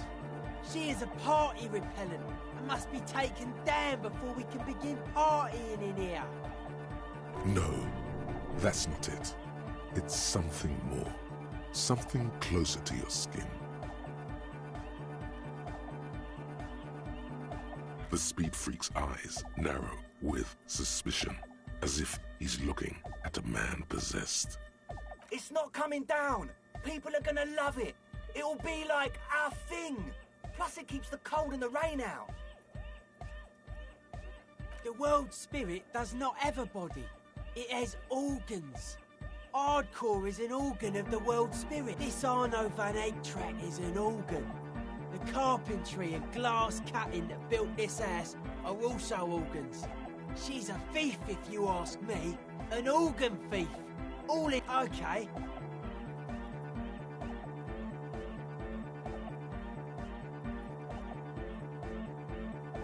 A mass murderer?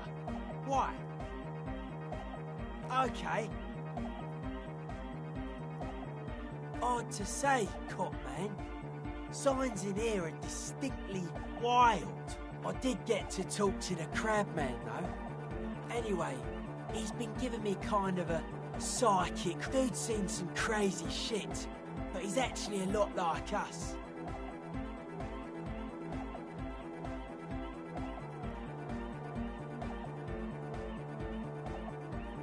Have you been listening to what Egg's been saying?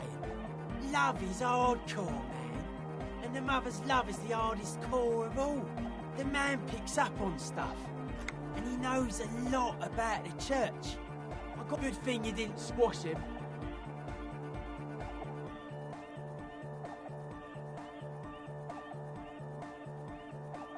Dead body, spirit entered. What is there to talk of? Sure. The Crabman's been lurking here for a while.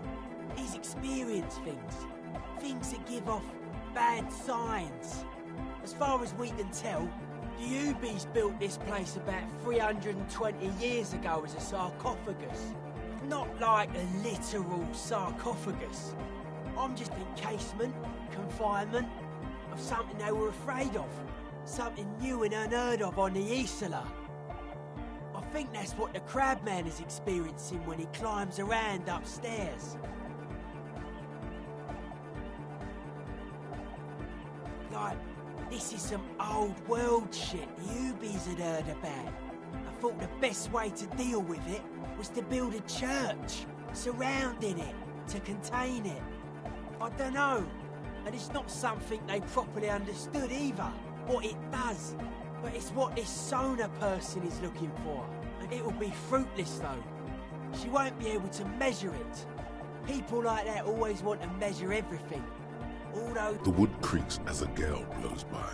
Outside, dust particles fall through the darkness, settling down on the age-bleached floorboards. The structure does not feel particularly durable.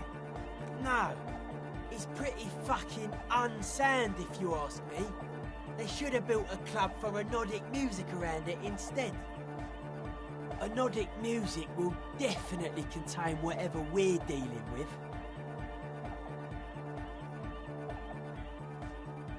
And if it can't, well... seems to be the trend around here, doesn't it? You can't measure shit like this. It's not like... substance.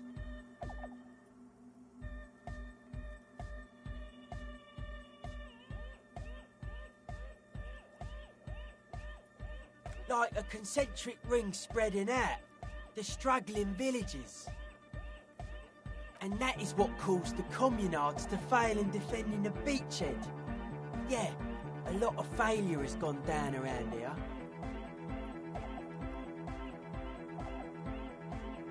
I don't know. Maybe, maybe not. It's not even a thing we can answer, Cop Man. Even I have limits. I'm a limited psi person. Maybe you can figure things out, Cop Man. I think we got on a good level here. The signs are syncing up. Suspicious people are esoteric people. We don't go around spilling everything to Johnny Law. They don't call me Noid for nothing. It took us setting out for this whole enterprise to get our signs synced. It's short for paranoid. A reasonable question. Say I get hurt. I want to make sure it never happens again. So I analyse the situation. It'd be easier to list stuff I'm not suspicious of. I'm not suspicious of sound and colour. Mechanics and chemistry also have a trueness about them. Most anything else to see. This is a good, dangerous line of questioning. You should prod him on. I don't have a top 10 list of things I'm most suspicious of, but if I had one, the left-right complex would be number 1. Number 2 would be their sole accomplishment, the pig-wheat paradigm.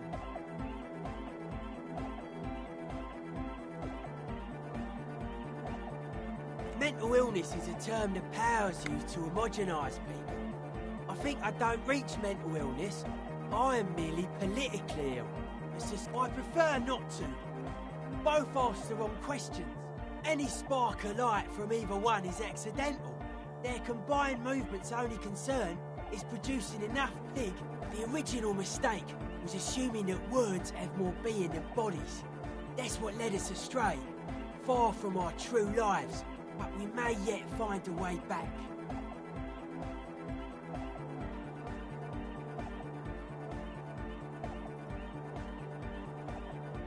Whatever this true life is, you feel it's the real centerpiece of this mythology. It's only our shit. We should make better use of not being animals, or cereal grain, ourselves.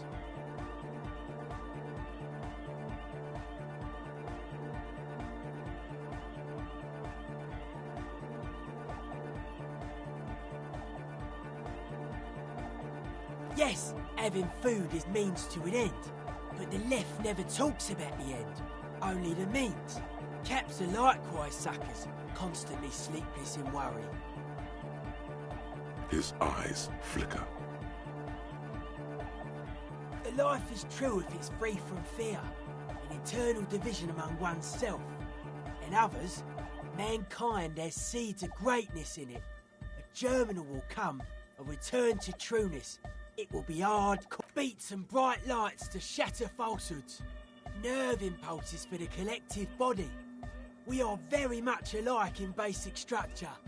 An hard enough beat would awaken everyone. Just like that. The speed freak is right in your face. His eyes burning. His comrades look on worriedly. The young man is dead serious about this. Many non-Occidental cultures share a beat at their art. Thus, they are closer to true, hardcore life. There's just never been enough of them, and they had to rely on some extremely basic percussion. Utmost dedication, thoughts from the spinal cord, is a potent superlative as well. Egghead usually has a better concept of the hardcore. He just really likes saying hardcore. Hardcore!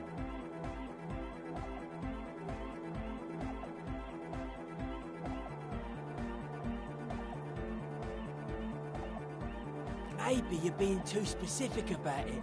Try consulting with your spinal cord. Oh yeah, sure thing. They're hardcore.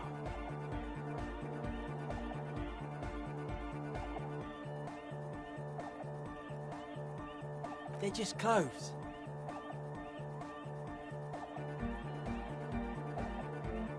Nah, it's just a vest of suspenders made to resemble a human ribcage. Plus some lady clothes to piss off the sex system. Now tell me about that hardcore necktie. It's fucking primal.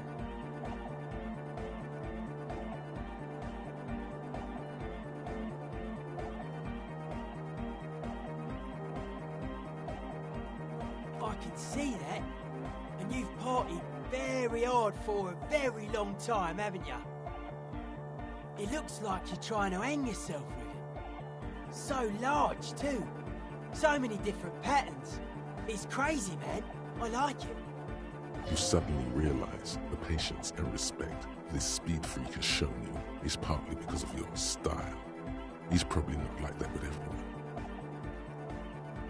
Respect to the man!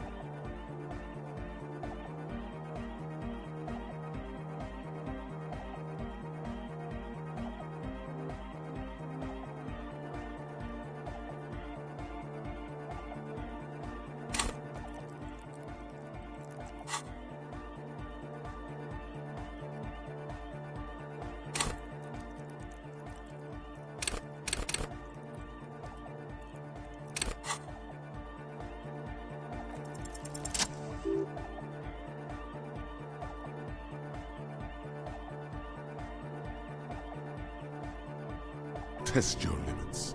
Surpass them. Dance till you drop. Dance till you die, if you must. This is for your posse. They got to keep it up. They got to move. You are the major mic enforcer.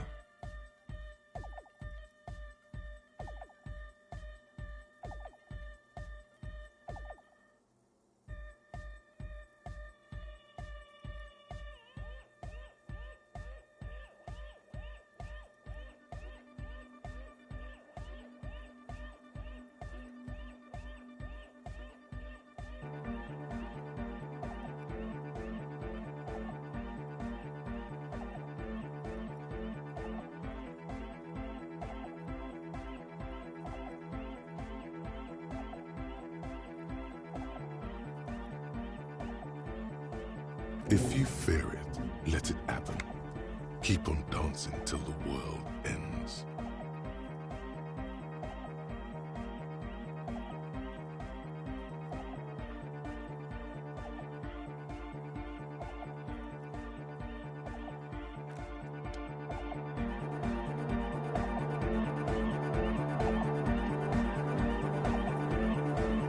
Yes, what is it?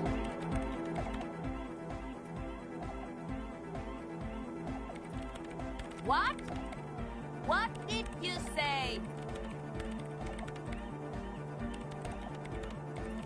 I can't hear you! The music is too loud!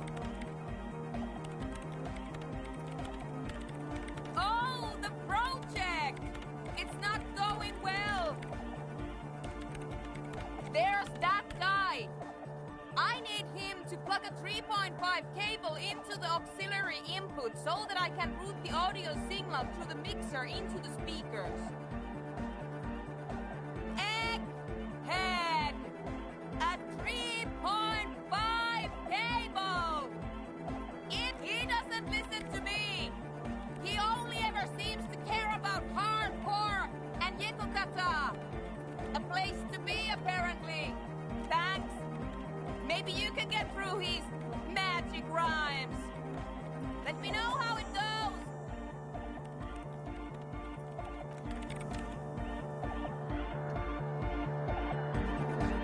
The mother of humanism stands above you, a precious and complex wax. Glorian Church, the place to be! Make some noise, my church people!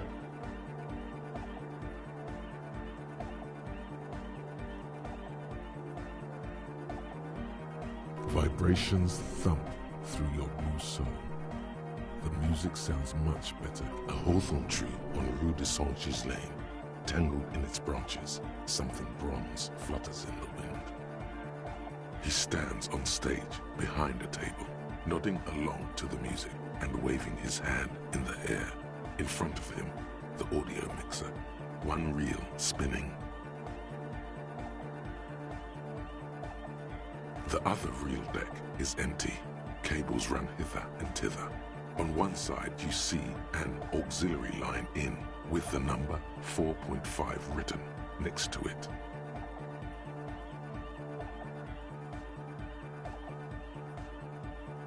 Yeah! Back on the case! No disgrace! Bring it down to party place! The first page of the second chapter! Could it be? Maybe for him, you only have a chapter or two left in you. Last of the penultimate, more like.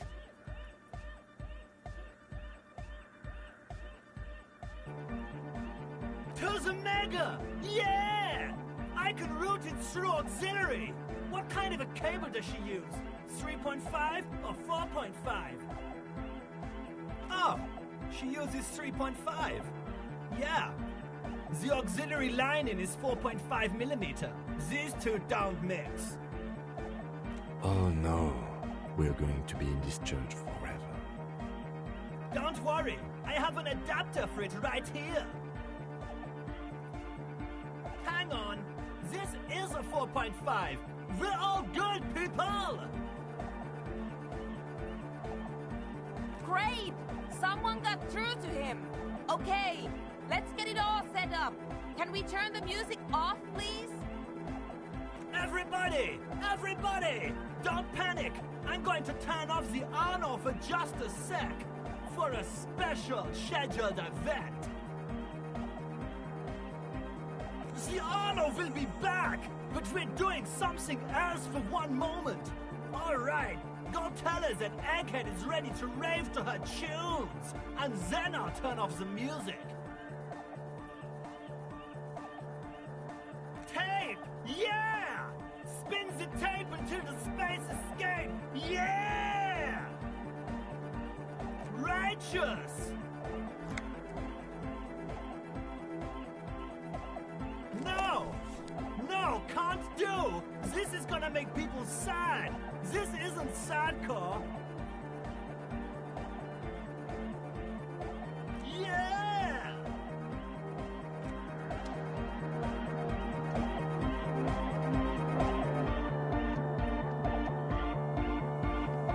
Yes, what is it?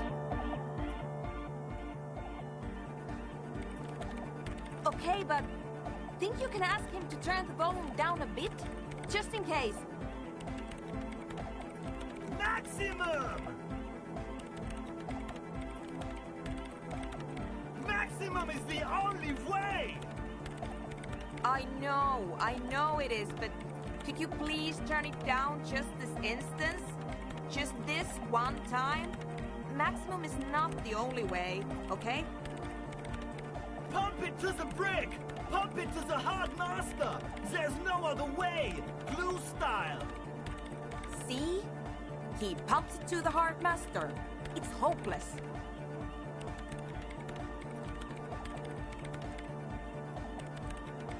Because I'm afraid that something might happen. It's an unknown phenomenon. We can always turn it back up if there's a need. Can't turn down to hardcore! Of course it is. Yeah! Permanent enlightenment! Ray of sound! Never mind then. Let's get on with our project. I'm going to unmute the speakers on a count of 5. Everyone ready? Egghead pumps his hand up in the air, waiting for the beat to drop. Born ready. Ready. I'm ready if you two are detectives. The lieutenant nods stoically. Suddenly, your palms are sweaty. The church seems cold and large, somehow. There's tightness in your chest. Anxiety. What?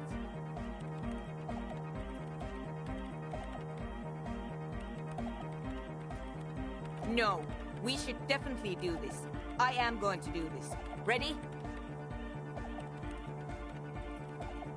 5, 4, 3, 2, 1. Mute disengaged.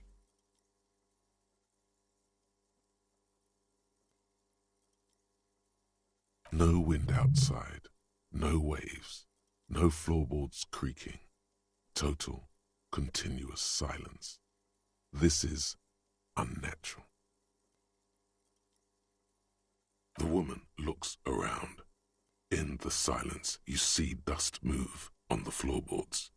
The driver of the speaker vibrates in the air and then stops.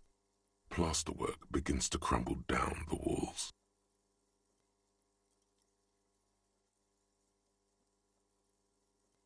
In the silence, a low hum starts creeping up your spine. It's a song inside you, not in the speakers, not in the room. A great bass sigh in the basement of your mind.